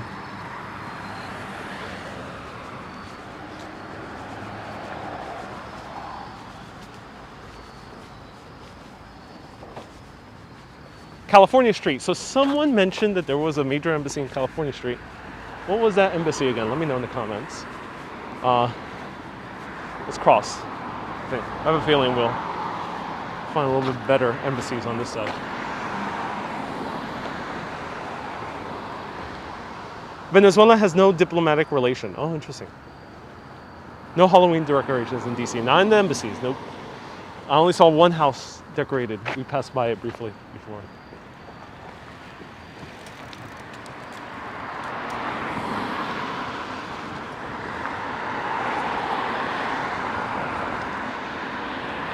Christine is having vegetable pasta and red sauce with very little cheese. Oh, cool.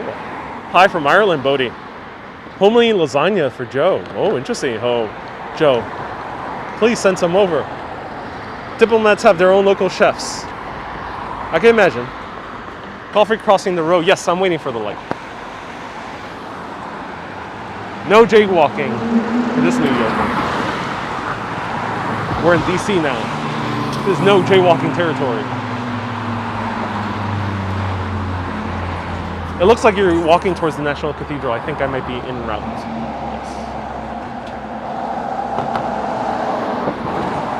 Yes. Is this street ever stop?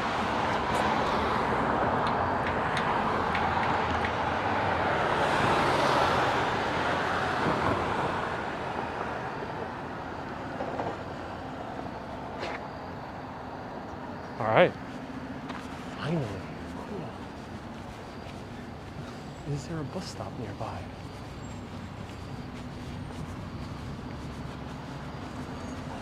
You're having congri for dinner. Oh, what's congri? Black beans. Cool. Scott says, don't worry, Scott. Plenty of time. Ooh.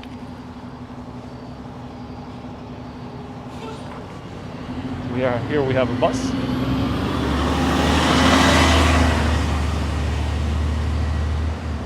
Scott, no, the light did give me a walking sign. Yeah, the buses have all moving lights, which is interesting. They're all also electric. Thank you, the universe. Yes, my pleasure.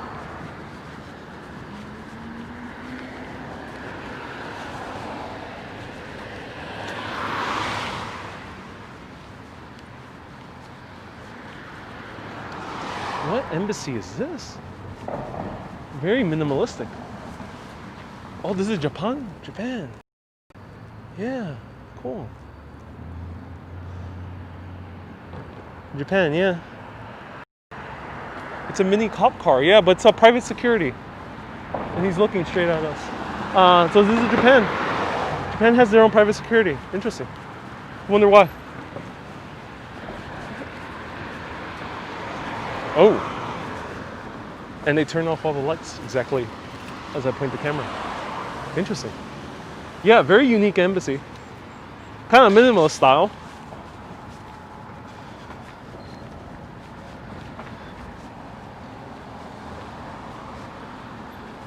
B. Griffin, you like the minimalist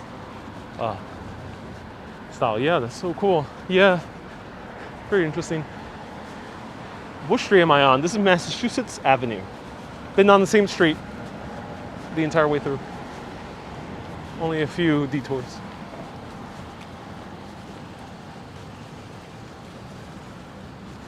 It looks like a jail. Yeah, it does have that look as well. The Japan embassy, very, very interesting embassy. Oh. Looks like a beautiful night to walk. Yeah, it is a beautiful night to walk. It's weird because it's very like empty, but at the same time, this is a very high-end area, so it doesn't feel unsafe.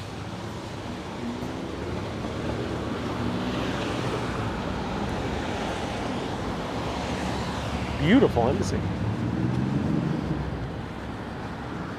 Turkey? Someone says it's Turkey, maybe?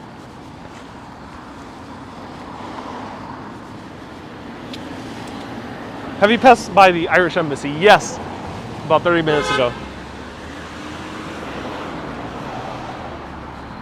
So this seems to be some Arabic language-based country.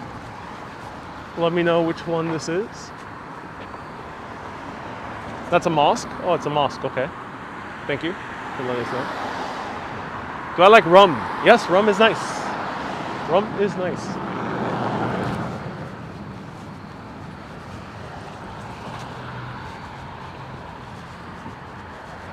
I think it's just a mosque. Yeah, it's a mosque, not an embassy. All right, where are we going now? Rock Creek Park. Uh-oh. I'll need to cross. So I'm gonna press this button.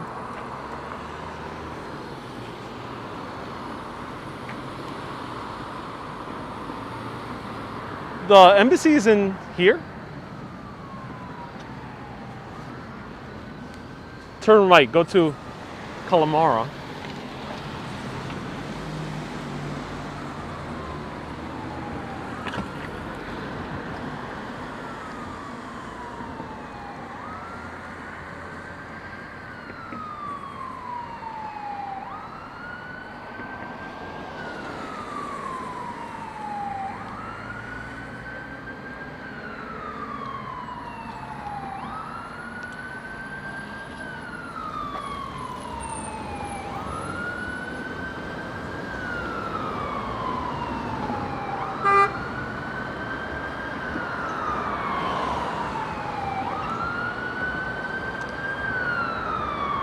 Oh, we're pretty far away, at least unfortunately.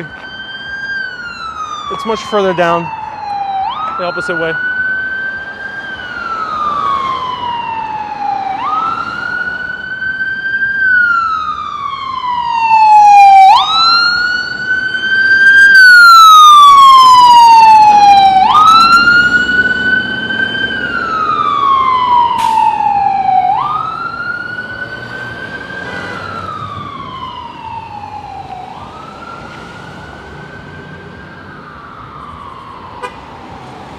Wait to cross.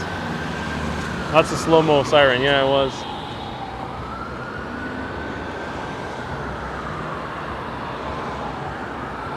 Okay, so we're almost at the end. Cool. Okay, everyone, we're almost at the end.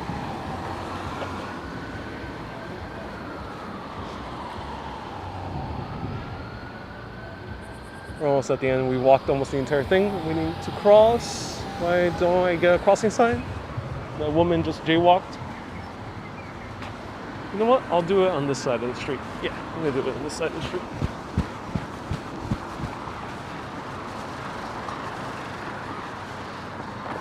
Lisa, yeah, sorry I couldn't show the Slovenian. It was a bit too far down.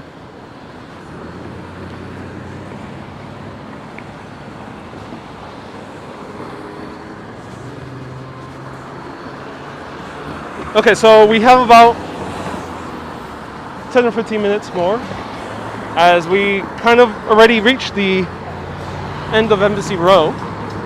I'll show you the Khalid Gibran monument, which is one of my favorite poets, personally. He wrote the amazing book of poems called The Prophet.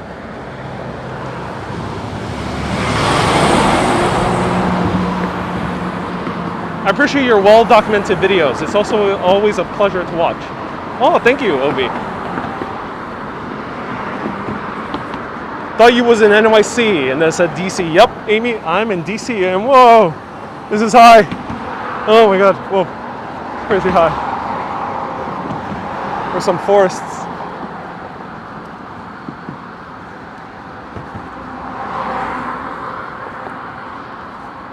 Whew. All right, whoa.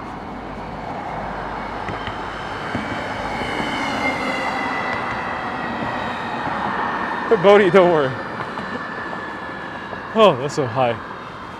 It looks so high, especially with the low railing and cars right next to you. Whew. It's kind of a scary area.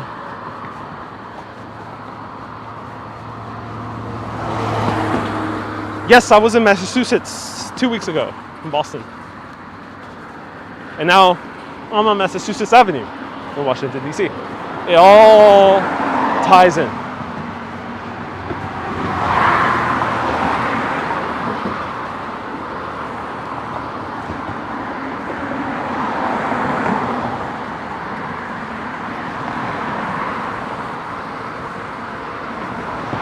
Just go, Ariel, like ripping off a Band-Aid. Tara says, indeed. Do you take the train down? I walk down. I finished my tour of the Washington Monument, and I just walked to Massachusetts, and I've been walking ever since. 2.7 miles. We're about to reach the end of those 2.7 miles down these dark, dark streets in Washington, D.C. Washington, D.C. after dark over here. A nightlife. Oh, I'm gonna need a very good dinner and a very long sleep. Is Philadelphia my next trip? I'm not going to travel in November, so you'll see more New York City as much as I can do, permitting the progression of the pandemic and things that happen politically. So yeah, I'll be showing you New York City in November.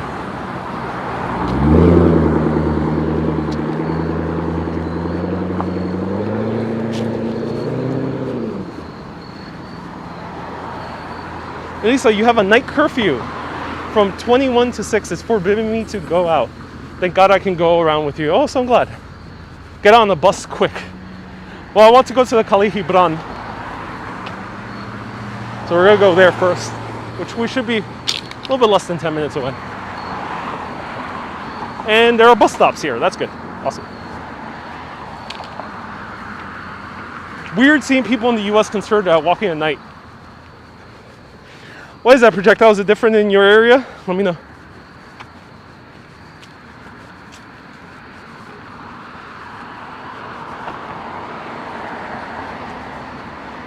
Robert, say contacted you when you go to Philadelphia.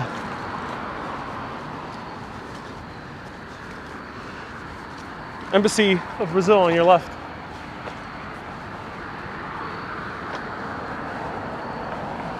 Right here. Thank you for inviting us to DC. My pleasure.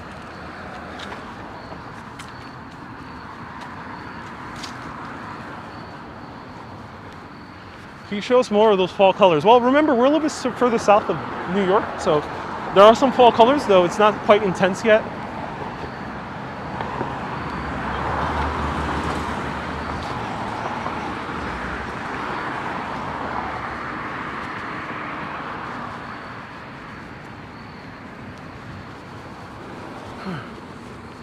All right, now we're going uphill now.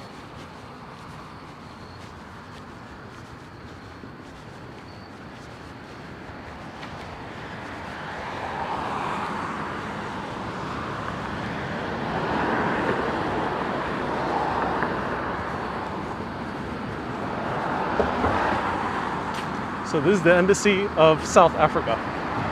Cynthia, yes, there's a lot of women jogging and walking alone at night here in this area, yeah. Seems to be a very safe area. It seems empty, but I think people do feel safe here. Here's a statue of Nelson Mandela, the man who started off the Mandela effect.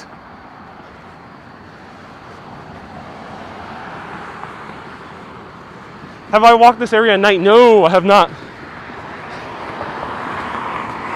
I'm not really familiar with it. I might sound like that way because there's all signs in front of everything and I'm walking pretty much straight. Haven't done any turns.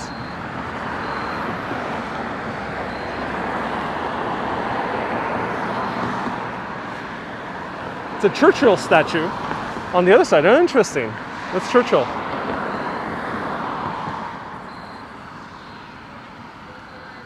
Cool. That's awesome. Do you keep some food in my Airbnb? I do. I do have like a pastry in my Airbnb just in case. So British Embassy. Dun, dun. Cue the Handel music.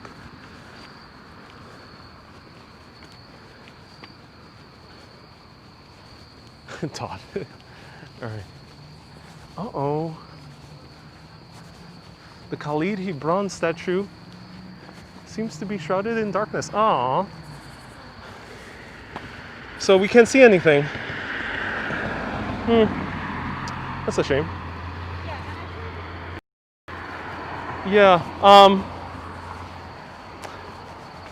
Got here too late for Khalid Gibran. I have a flashlight, so let me use that.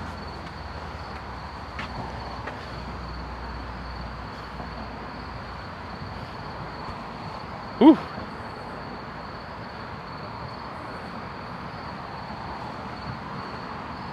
There we go. All right. Phone light, yeah.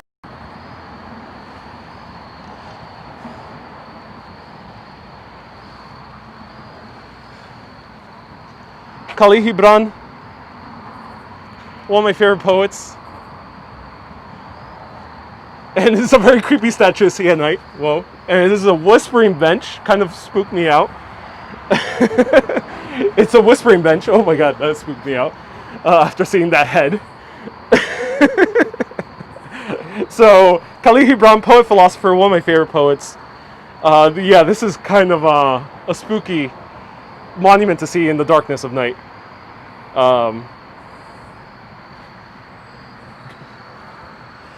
Beautiful poet. Whispering bench right there. And yeah. That's Embassy Row, ladies and gentlemen. Embassy Row.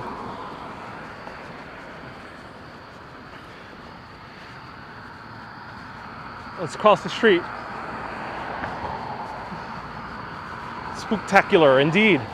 And let me see if I'm close to a bus stop. I am close to a bus stop.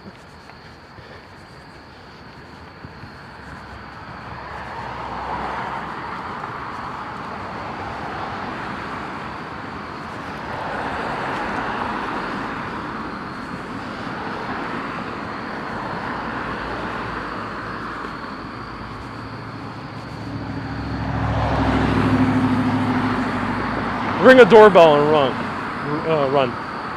Can't see your face, says your beautiful face says. Okay, yeah. Okay, we passed the Irish Embassy. I went to Ireland earlier. Thank you for tuning in. It's pretty damn late over there, you can imagine.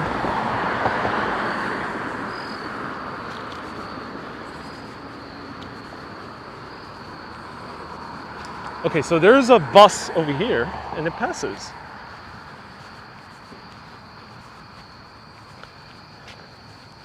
See if we can cross.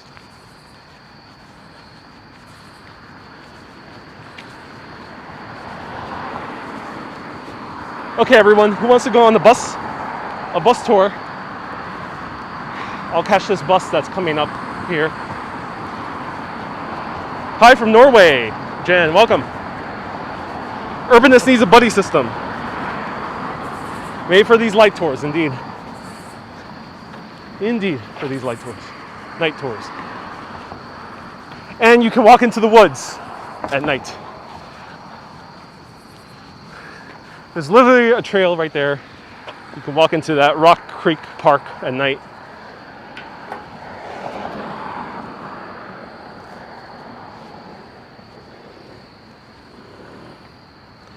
It's only 15 minutes past midnight. Oh, okay, yeah. Whew. It might seem simple on live video, but that was quite an uphill walk.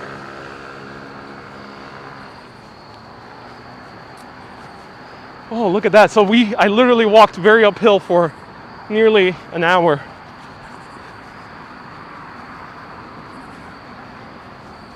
Don't go into the woods. Some people might be working, so it's only you. Yeah.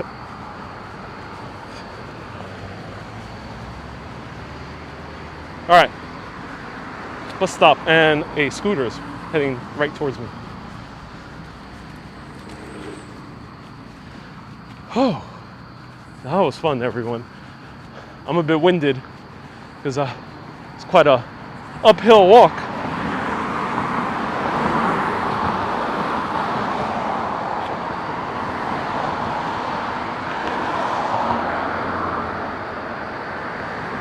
Someone said that you're a wild. I'm wild. Pretty much this is the extent of the adventures I partake.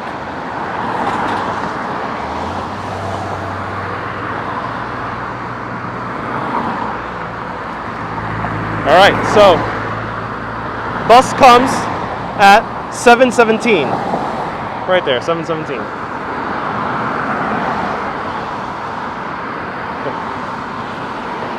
You need a headlamp at this point.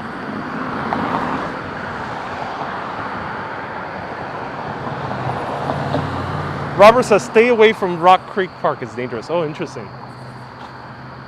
So,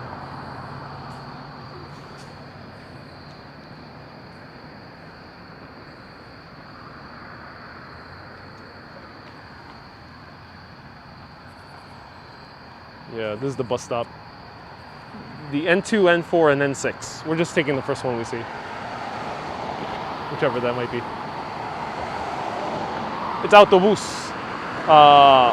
Yes, autobus in Spanish. Puerto Ricans say guagua.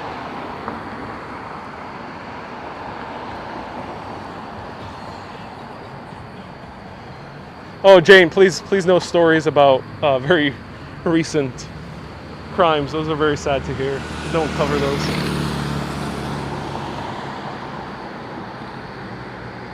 No benches. No benches here. No, unfortunately not. No, I wouldn't sit on the bench. I want to make sure the bus stops. It's pretty dark, and there's no light here, so I really gotta wave it down with a flashlight. Tell us a scary story. Ooh, I don't have one right now.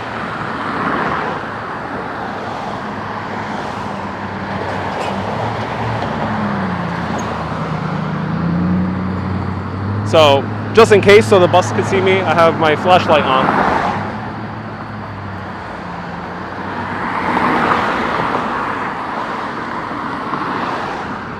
Where are you going tomorrow? So stay tuned, 11 a.m., give or take 10 minutes. I will be showing you the Museum of the American Indian, Native American Museum, the Smithsonian. And then we're going to do a long walk along the mall. Not the shopping mall, but the National Mall, known as America's Backyard. We'll be seeing a few major memorials. No bench test here, no. No bench test.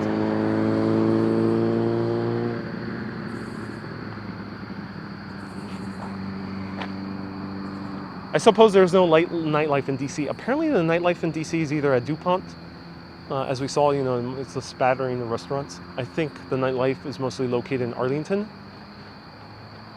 That's what a local told me right before this video. And he said that a lot of young people live in Arlington, Virginia, which is right across the Potomac.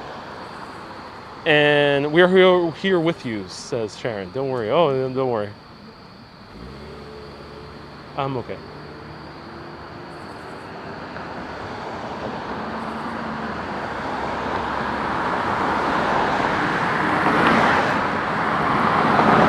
The museum is beautiful. I can't wait to show it.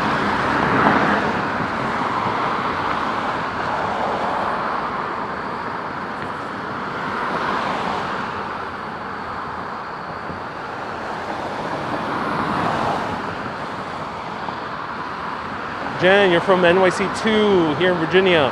We're going to Shenonana on, sorry I mispronounced that, on Thursday. Oh, cool. Georgetown has nightlife. Oh, interesting. Almost 300 people are with me. Oh, cool, everyone. You're joining me for the bus. Let's see if the bus has capacity for 300 plus people. Oh, cars here past. What is it? Oh, damn.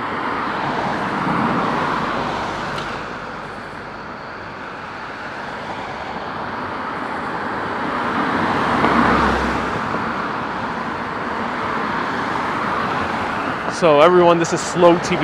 We're just waiting for the bus. We seem to not have too much time left.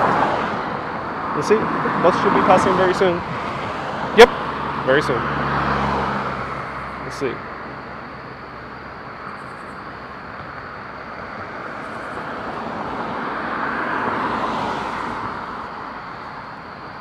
Is the Smithsonian open? Yes, some Smithsonians are open. Tomorrow is American Indian, and then Monday at 3 p.m. after the 1 p.m. broadcast, I'll be showing you the Museum of American History. The buses have some delay. Yes, it is. Waiting for buses must have been terrible in pre-smartphone era. Yeah, I know what you mean. You know, I've seen many vlogs. One of my favorite vloggers currently is Bald and Bankrupt on YouTube. Let me know if anyone has seen him. And he takes buses in these very like third world countries. Well, third world, I don't mean in a negative way, but countries that are post-Soviet in the middle of Eastern Europe or Central Asia, and just takes buses to all these tiny towns. And these buses don't have really that set schedules. He just waits for them. It's kind of so impressive how he just travels like that.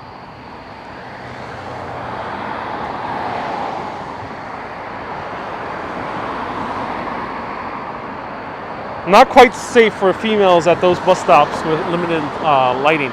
Yeah, I see a lot of women just walking alone. But I'm not sure about bus stops. So yeah, let me know how you would feel in a bus stop at night.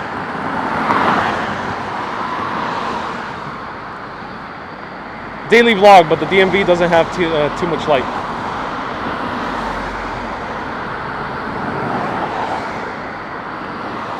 Counting cars instead of sheep, says Wilma.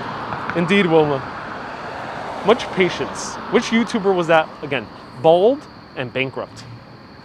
Bald and Bankrupt. No bus. Either it's late or it's not coming. What temperature? It's getting cold. I gotta put on my cardigan. The bus is taking quite a while. Here, N2, N4, N6. Fast and Furious, indeed.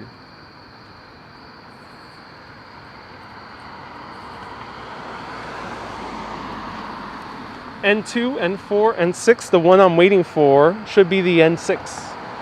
N6.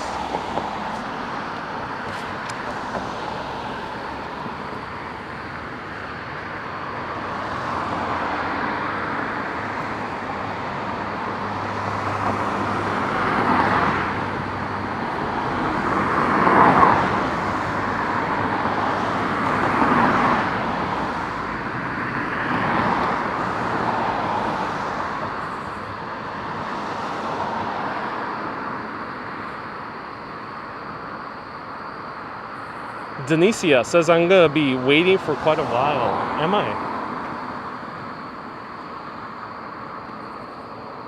Is DC known for having buses that take quite a while? Let me know. No metro stops here, unfortunately.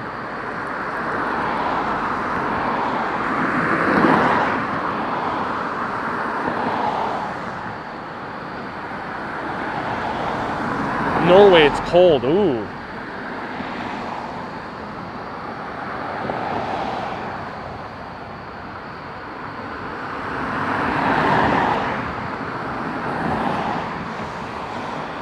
Did you purchase a weekly? I purchased a weekly pass, the long one. So just in case I go to Alexandria or further out.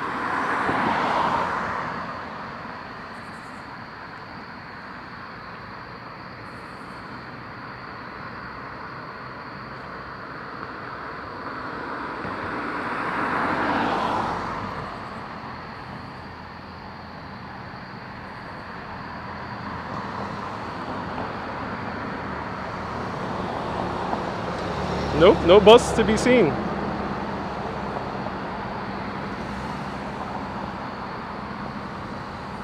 The bus did not come, unfortunately. Hey, Elisa, you traveled alone in Sicily in Mafia territory. Oh my God, that must have been an interesting time.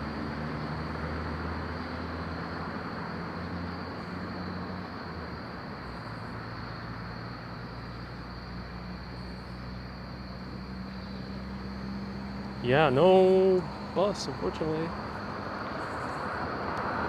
ETA 40 minutes.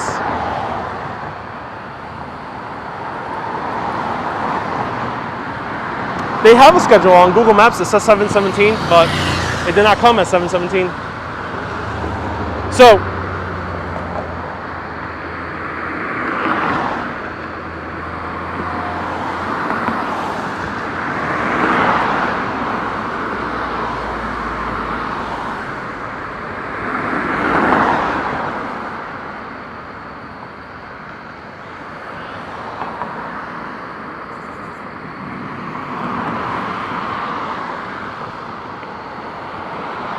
Ted, that's not a topic for these shows. But feel free to ask me anything about food, history, or culture.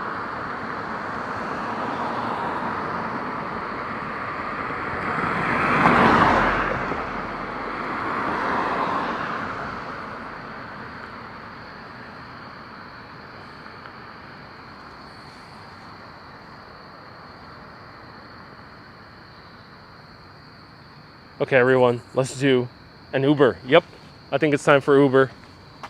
Will Uber stop here? Maybe not, because this might not be a convenient place for Uber. Okay, we're doing Uber. Who wants to go on the Uber, everyone? Let me know. You'll see a little bit of DC. If anyone wants to sponsor the Uber ride, feel free. We're calling Uber. Uber is very trustworthy.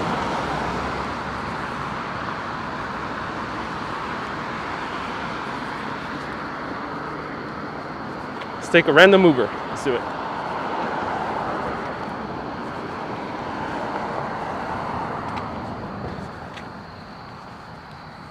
Let me wait here, which is pretty light up, and there's the British flag. This feels nice. I like this little area.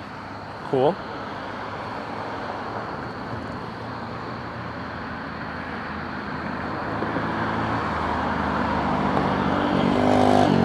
Okay, we're doing Uber. Yes. Yeah, that sounds great. Meeting Uber right here. Beats hitchhiking. It does, indeed.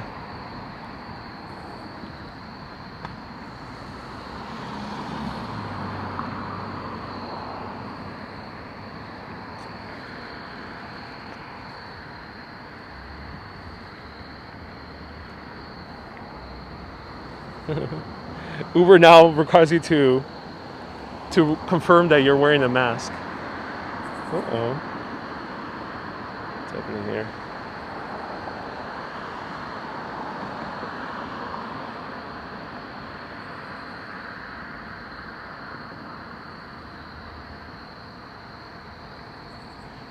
Casper's around here.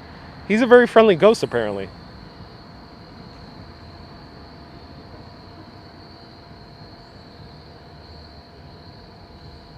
Okay. So, Uber driver is 3 minutes away. Yay! We got Uber.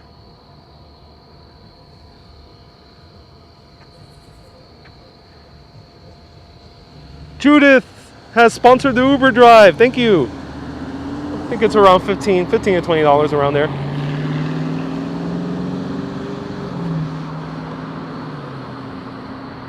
Judith, thank you so much for sponsoring the Uber drive. Let me,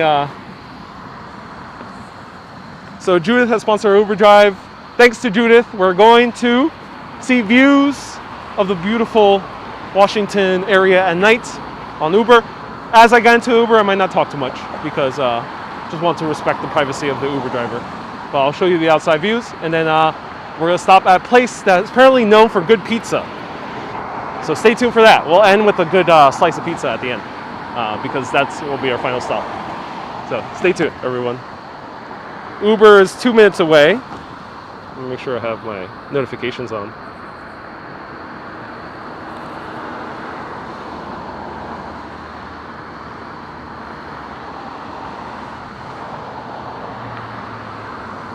All right, cool. Thank you so much. So there's a police right there. Just passed by. Huh. It's entering into some compound. Interesting.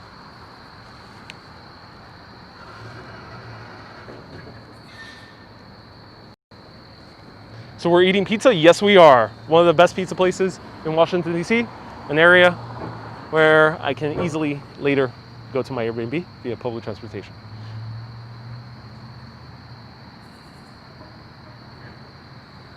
You're welcome, Ariel. That's enough darkness for tonight. Indeed.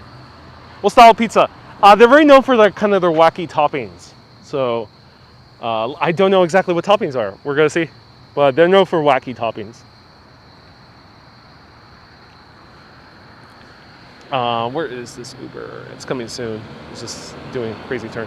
Okay, should be nearby. Okay, Uber is here. And I think he can pick me up. All right, awesome. All right, everyone, I'm gonna be quiet. Let's enjoy the Uber ride. Thank you.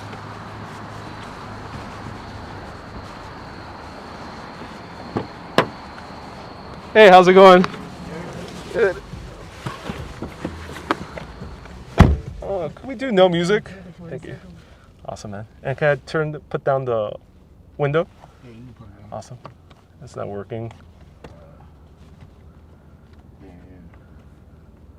Oh, awesome. Perfect. Thank you.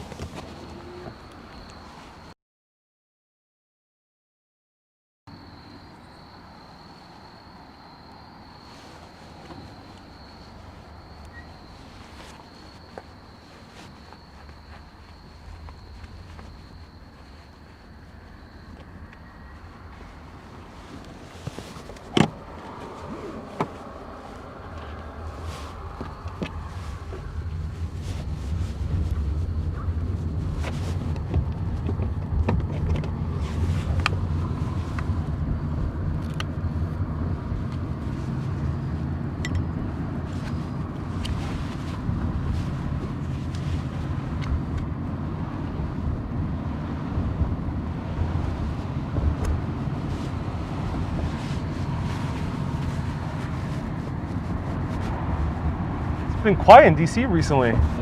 Yeah. Any places that are really like vibrant at night towards the weekend? Not really. Oh. Yeah. Oh, I see. Makes sense.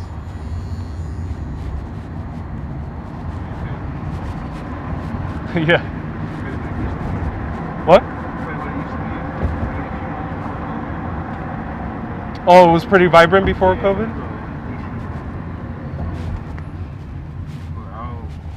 East Street area was popping.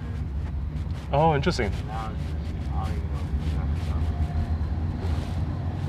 know. Yeah, because I'm from New York, and New York is empty, but it's like this is like crazy empty compared to New York. You have to go to like Arlington, cause actually, Arlington, oh, okay. because Virginia, like, they just basically said,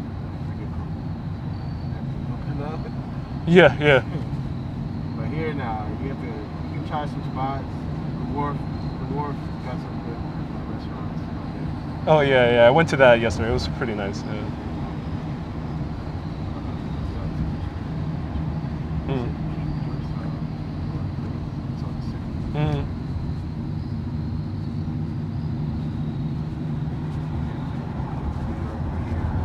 What? From New York to this. So I was up there. Yeah, man. New York is waking up a lot recently. I was in Brooklyn. You were in Brooklyn recently? Oh, that's cool. Yeah, well, as you probably saw in Brooklyn, there was already all the restaurants are open, many like bars. It was good. It was a good vibe out there, man. Like all the street corners. We should do that in DC. Yeah. Wrapping up correct. There's barely outdoor seating here in DC. I don't know why she's not doing it. Yeah, it kind of sucks. So many places you can do it too. Yeah, I can imagine. A good shift of it. You should try it out, especially during this time. Try the things, all the spots we used to go to, like going out, stuff, all getting shut down.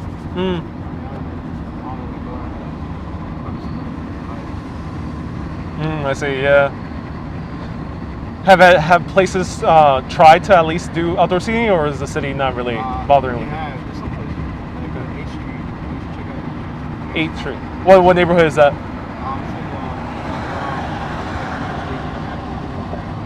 Oh, right by Capitol. Oh, okay. Oh, yeah, where we're heading.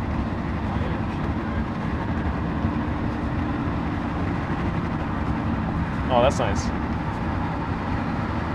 Yeah, last time I came to DC was like 6 years ago. I remember it being very different. But I imagine right before COVID, things were like a lot more, have improved over the years, right? Like a lot. Yeah, oh yeah, I can imagine. Oh, that sucks. Yeah.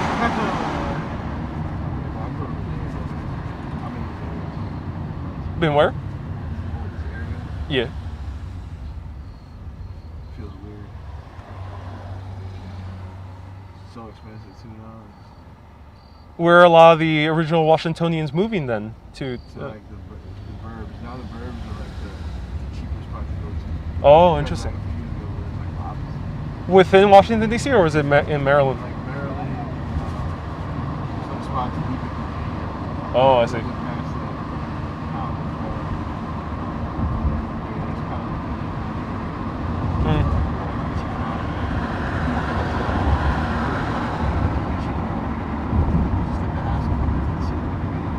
Yeah.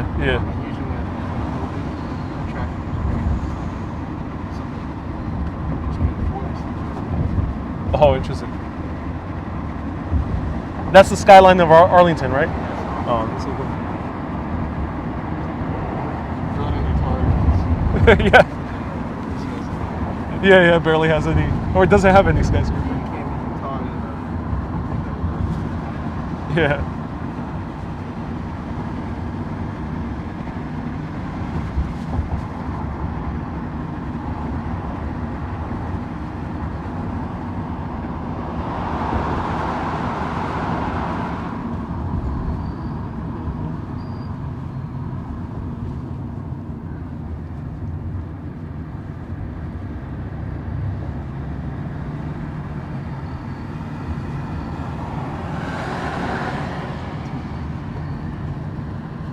What happened? Oh, yeah.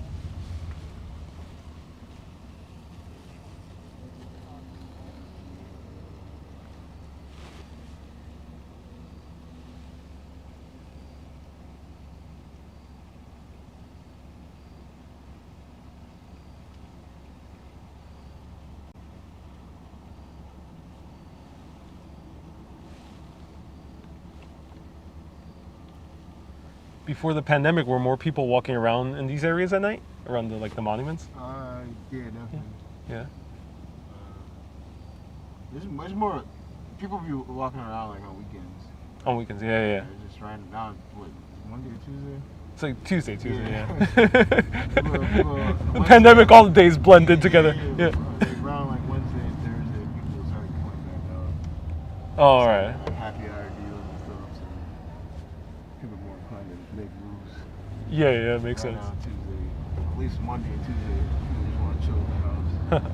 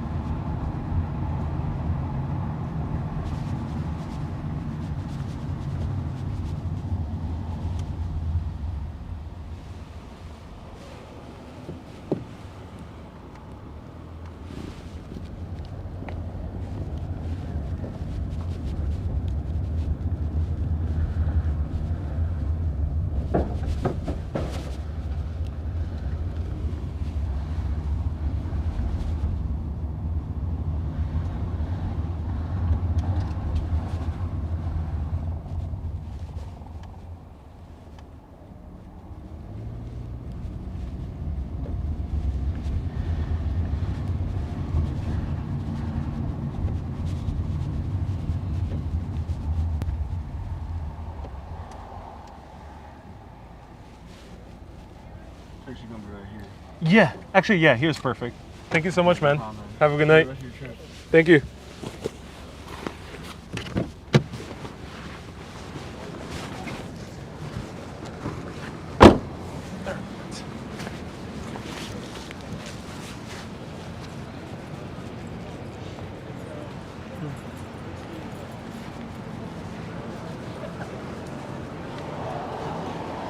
Okay, so here we have the pizzeria,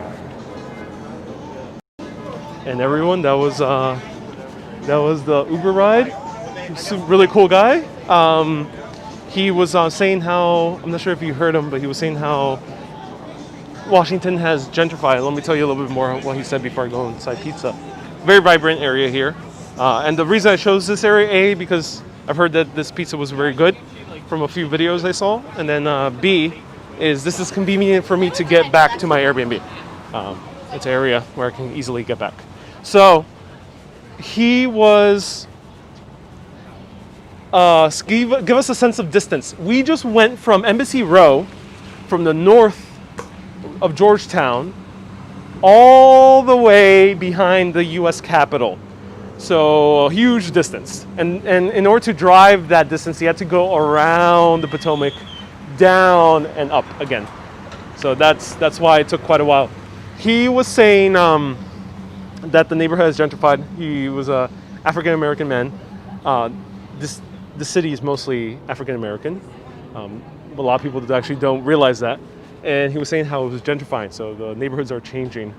And a lot of the original Washingtonians end up moving out to the suburbs and to the outskirts of Maryland and deeper into Virginia. He was saying that the best place to go with a little bit more vibrant nightlife is Arlington, Virginia. And that this area was one of the few areas in metropolitan DC or main DC where during the pandemic is somewhat lively. And he was mentioning some place called 8th Street, which was, I think, is here as well. So yeah, so he made a huge loop. So let me give him a huge tip, and then let's go have some pizza. He was really awesome. So let me give him a good tip. Rate him 5 stars, and give him a compliment. He was a great conversation and great service. So, all right, there we go. So that was fun. All right, now let's go grab some pizza. We Pizza is known as one of the best pizzerias in Washington, D.C. Let's what it is about.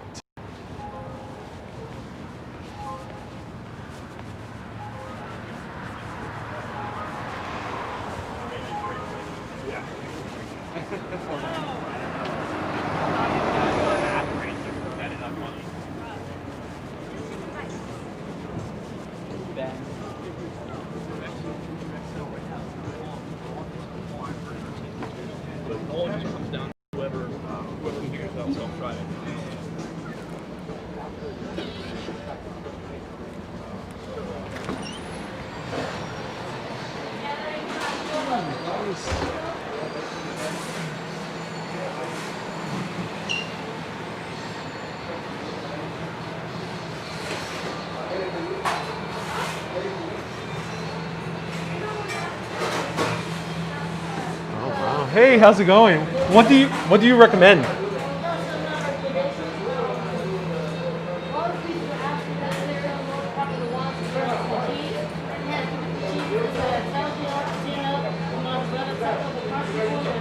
Oh, cool. Yeah.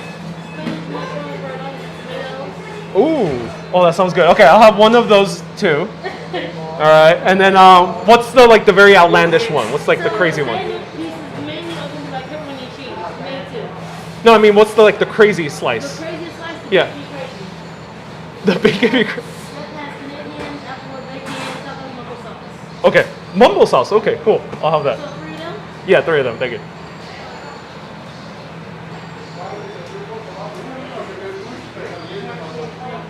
And then do you have sparkling water? Well, actually, you have beer. Anything from Washington, D.C.?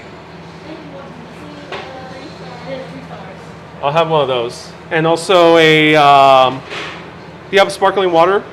Yes, we have them with them. I'll have. What's your name? Ariel. Thank you.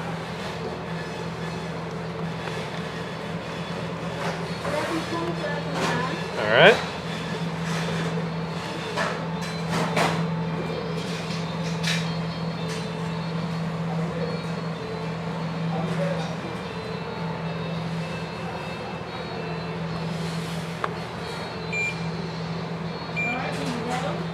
Awesome. Thank you so much. Okay, perfect. Thank you. Cool. And what type of beer is this? Interesting color. It is a sour ale. Sour ale. Oh, Yes. awesome. All right, perfect. Thank you. You're welcome. And you'll bring it out to me? Yes. Okay, take it. perfect. Awesome. Flying dog. Oh, interesting. I'm not entirely sure. Yeah. That's good. Flying dog is the most popular beer down here. I can imagine. Yeah. All right. Awesome. Thank you.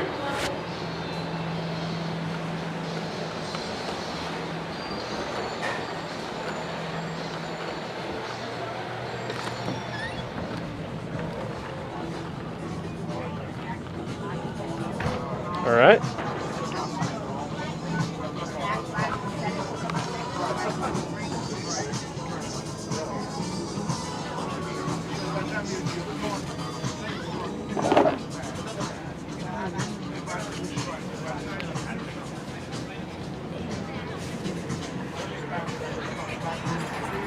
this part of the...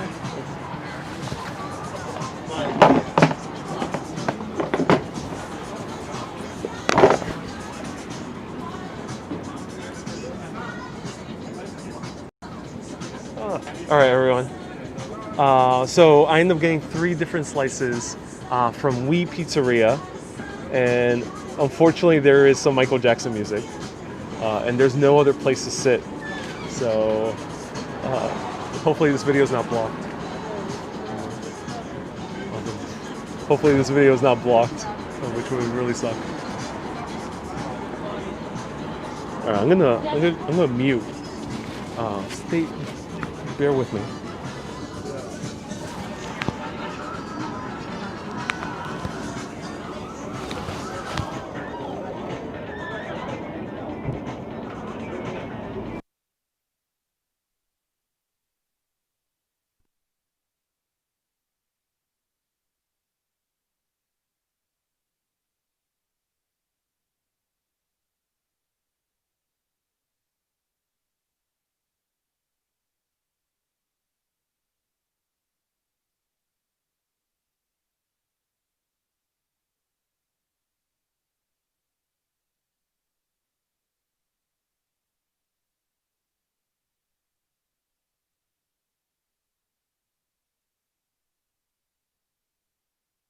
Here's a tour of Sleepy Hollow in upstate New York, made famous by Washington Irving's legend of the Headless Horseman. The story is about Ichabod Crane, a lanky, superstitious schoolmaster who comes to this sleepy town and is spooked by all the supernatural tales he hears. And then at one ventures off into the woods alone, and he finds out that he's being followed by a Headless Horseman, never to be seen again. While the previous bridge is the official location, this one inside the cemetery looks more like the original. Another location featured in the story is the Old Dutch Church, which dates back to the 1690s, making it the second oldest extant church in all of New York State. But where does the Headless Horseman come from? For that, we have to go to the graveyard, where it's believed that the body of a Hessian soldier who was decapitated during the American Revolutionary War battle is buried here in the unmarked grave. He's the Headless Horseman, and maybe he still wanders around. Here's the headstone of the main female character, Katrina von Tassel. Have a happy Halloween.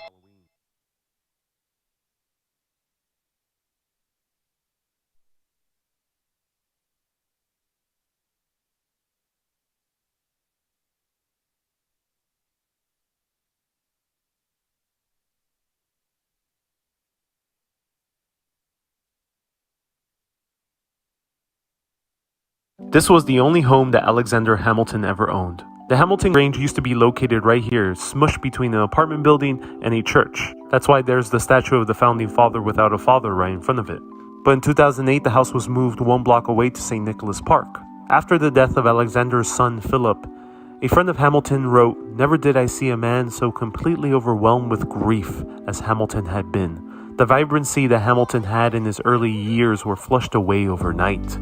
In order to escape the memories that haunted him in downtown New York, he decided to move uptown to this modern-day neighborhood of Hamilton Heights. This moment was captured beautifully by Lin-Manuel Miranda in the song It's Quiet Uptown in the Hamilton musical. This 2-story federal-style house built by John McComb Jr. was Hamilton's solace, an escape from the harsh reality of his world, learning to live with the unimaginable. Whenever the museum opens up again, highly recommend visiting. So you can watch more of my videos. Do I have? Okay. I had to wait for the Michael Jackson song to end. Michael Jackson, unfortunately, they take down videos for Michael Jackson music, which really sucks. I hope this video isn't gone. Crossing fingers. I'll do my best to. If it is gone, it might disappear for a while until I can trim out the segment. But Michael Jackson is one of those very few types of music. I don't mind this other type of music. Thankfully, I have a lot of people sponsoring, super chatting, star sending, patrons and supporters as well on Facebook, all giving together some support so I can make these videos despite no monetization sometimes because of music. But Michael Jackson, the reason I had to really mute everything is it's one of the few artists where they just outright block the video and it sucks.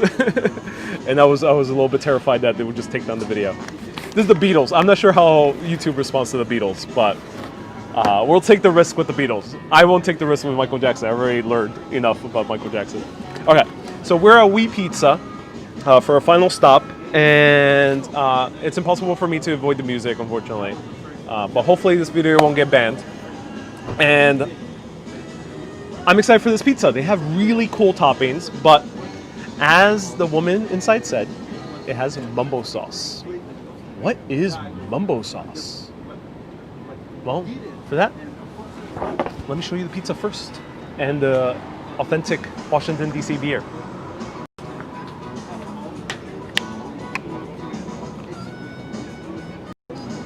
So here's the sour beer, very interesting color.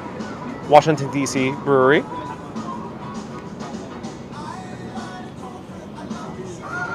And here's 3 slices, 4 cheese, something with kale, like a veggie slice, and a bacon slice with apple slices, bacon, and mumbo sauce. This streak is mumbo sauce.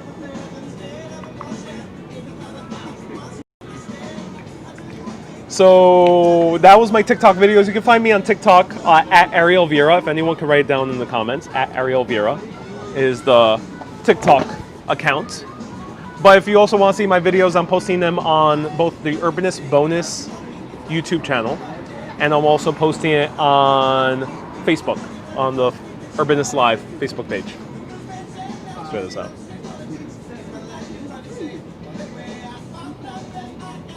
So the total for beer, this, 3 slices, and they charge me for the soda. Sometimes they give this for free. Was a total of $25. Plus I gave tip, which was about $4 tip. So it was about $30. Did I order too much? I don't know. I wanted to try different slices for the video. So let's try it out. I don't think I ordered too much. This would be something I would eat after a very long walk like I did.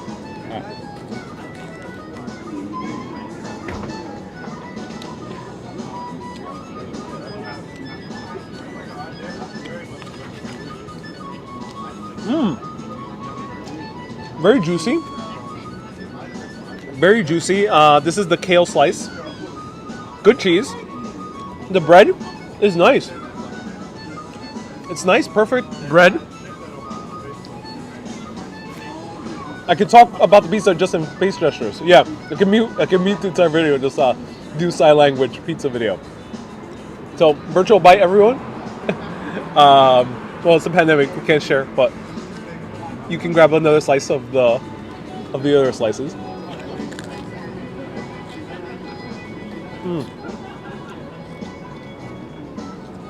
So, it's not New York style. The bread is crunchier. You know, old school Domino's pizza? It's a little bit less than that. It's the bread is kind of a little bit crunchier side. It's almost like a cracker on the bottom. Not so super crunchy, but it's much like crunchier than the New York slice.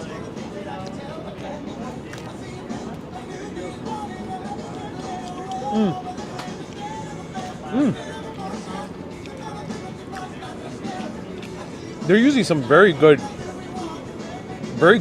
cheese over here. The cheese tastes very kind of very fresh, very juicy mozzarella cheese. I dig it. It sounds like they cooked it in the brick oven. They did not, though. It tastes like that. I'll show you the oven because we can see it from this angle.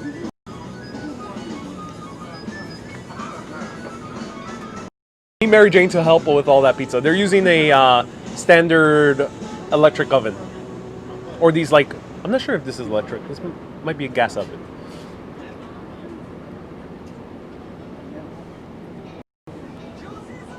So I'm gonna try a little slice of this, and then let's get into mumbo sauce.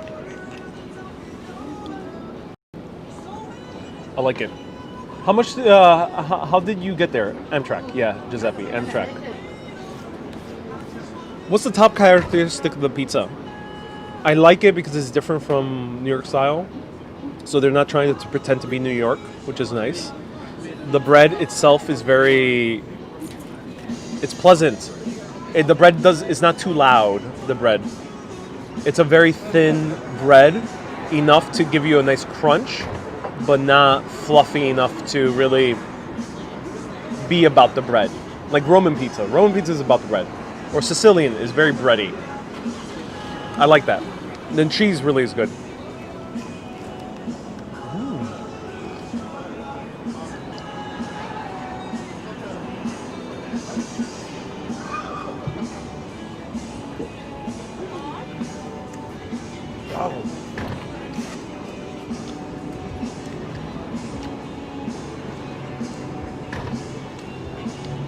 Wow, this is the 4 cheese one.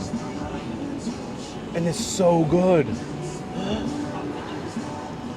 They put some very funky cheese on here. It has your mozzarella, but they put some funky cheese. I couldn't hear her too well. She said Parmesan, I think. Parmigiano Reggiano. Wow. I've tried 4 cheeses before in other live videos. I'm not doing the thumbnail face. It's really that good. Ooh. Wow.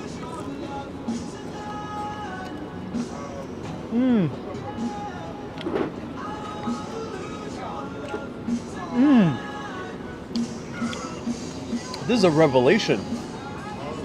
And it has some basil, like really nicely shredded, and it seems like it has some pesto. A little bit of light pesto on it. The cheese is funky, so they put some Parmigiano, mozzarella, and maybe it was pecorino, because it has that kind of, some funky kick to it. Wow.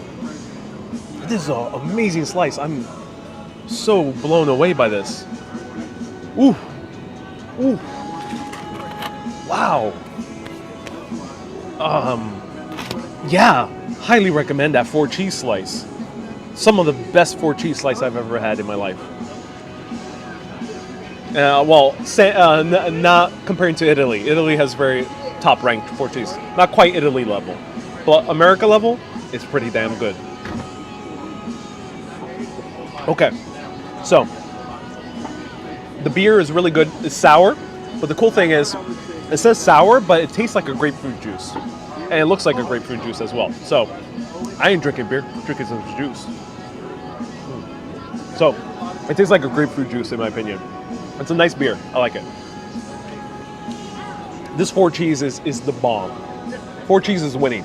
Offer me some pizza, says Brian. Come on over, Brian. Plenty of pizza. Pecorino is the truffle of cheeses. I agree. I absolutely love pecorino cheese. Ariel, eat the pizza while it's still warm. Well, for live video, I gotta talk a little bit, but usually I do eat the pizza while it's warm. So here we have the bacon pizza. So this is very important. This is mumbo sauce. And if you want to try anything like kind of typical Washingtonian, New York City has its New York style pizza and its bagels and its hot dogs. New York City has a lot of dishes. Boston has its cream pie, has its clam chowder, even lobster rolls. Maine also has lobster rolls. But what does Washington, D.C. have? Well, Washington, D.C. never has stuck out specifically any major food, mostly because it's a transient city for a portion of it, and of course then you have the community, the Washingtonians who have been here for many generations, but they tend to be in more of the outskirts of the city, so not kind of connected to mass media or to tourist sites. And for that part of Washington, which I'm not really showing because there's not really that too many tourist sites in those areas, but what is very unique to that classic Washingtonian culture is mumbo sauce. The mumbo sauce is like a sweet hot sauce. Let's try it out.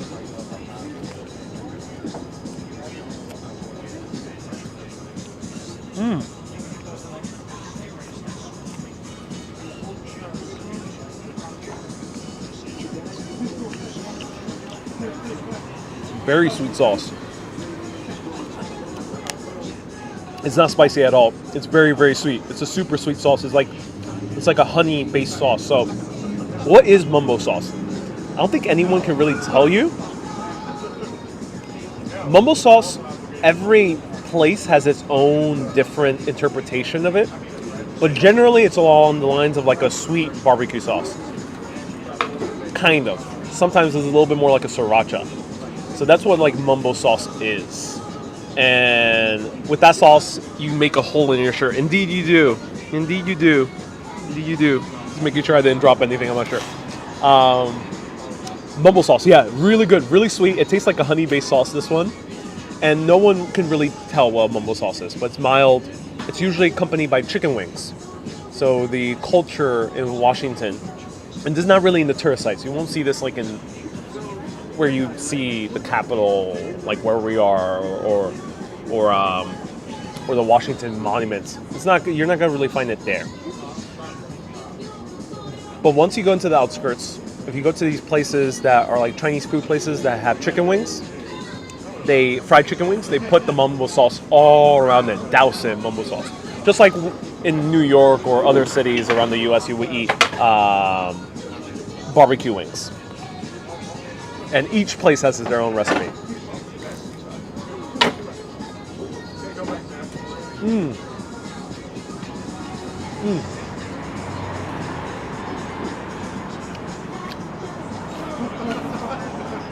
It's really good.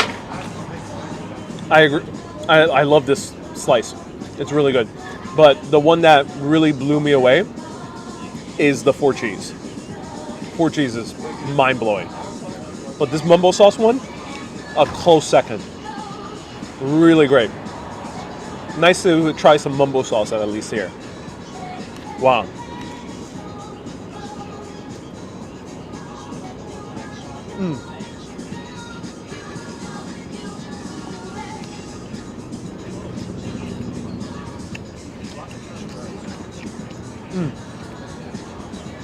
So Scott says, sounds like they went with the sweet and salty with the bacon and mumbo sauce. Indeed, I think they went with the sweet and salty one. Yeah, excellent, excellent pizza.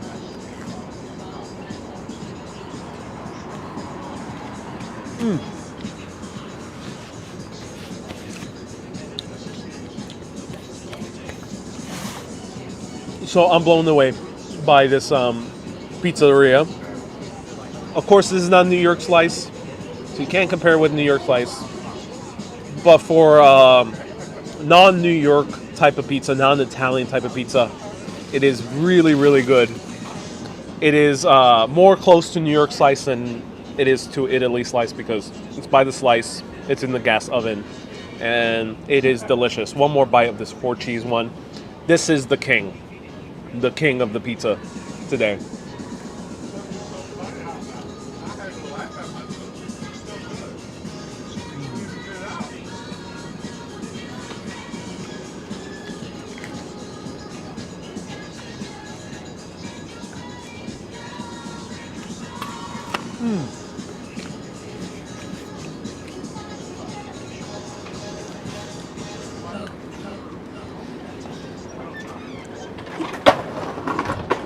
Oh, that's a good pizza.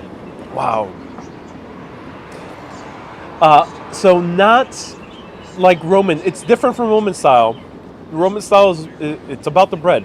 That bread is really, really good in Roman style, and the cured meats that they use are really good quality. But this is a really good slice. Toscana trip. Yeah. It might be worth going to Italy. Have I tried Chicago deep dish? Yeah, I've tried Chicago deep dish. I went to Chicago maybe like 6 or 7 years ago, and I really enjoyed it. So no blue cheese in the 4. I don't think it was blue cheese. I think it's pecorino and parmigiano, but I'm not sure what's the 4th cheese.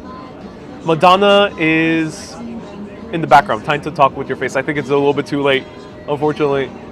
And now we have the Beatles. It's a bit too late. No, we can't mute. But I do appreciate everyone who leaves their super chats. Thank you so much for doing so.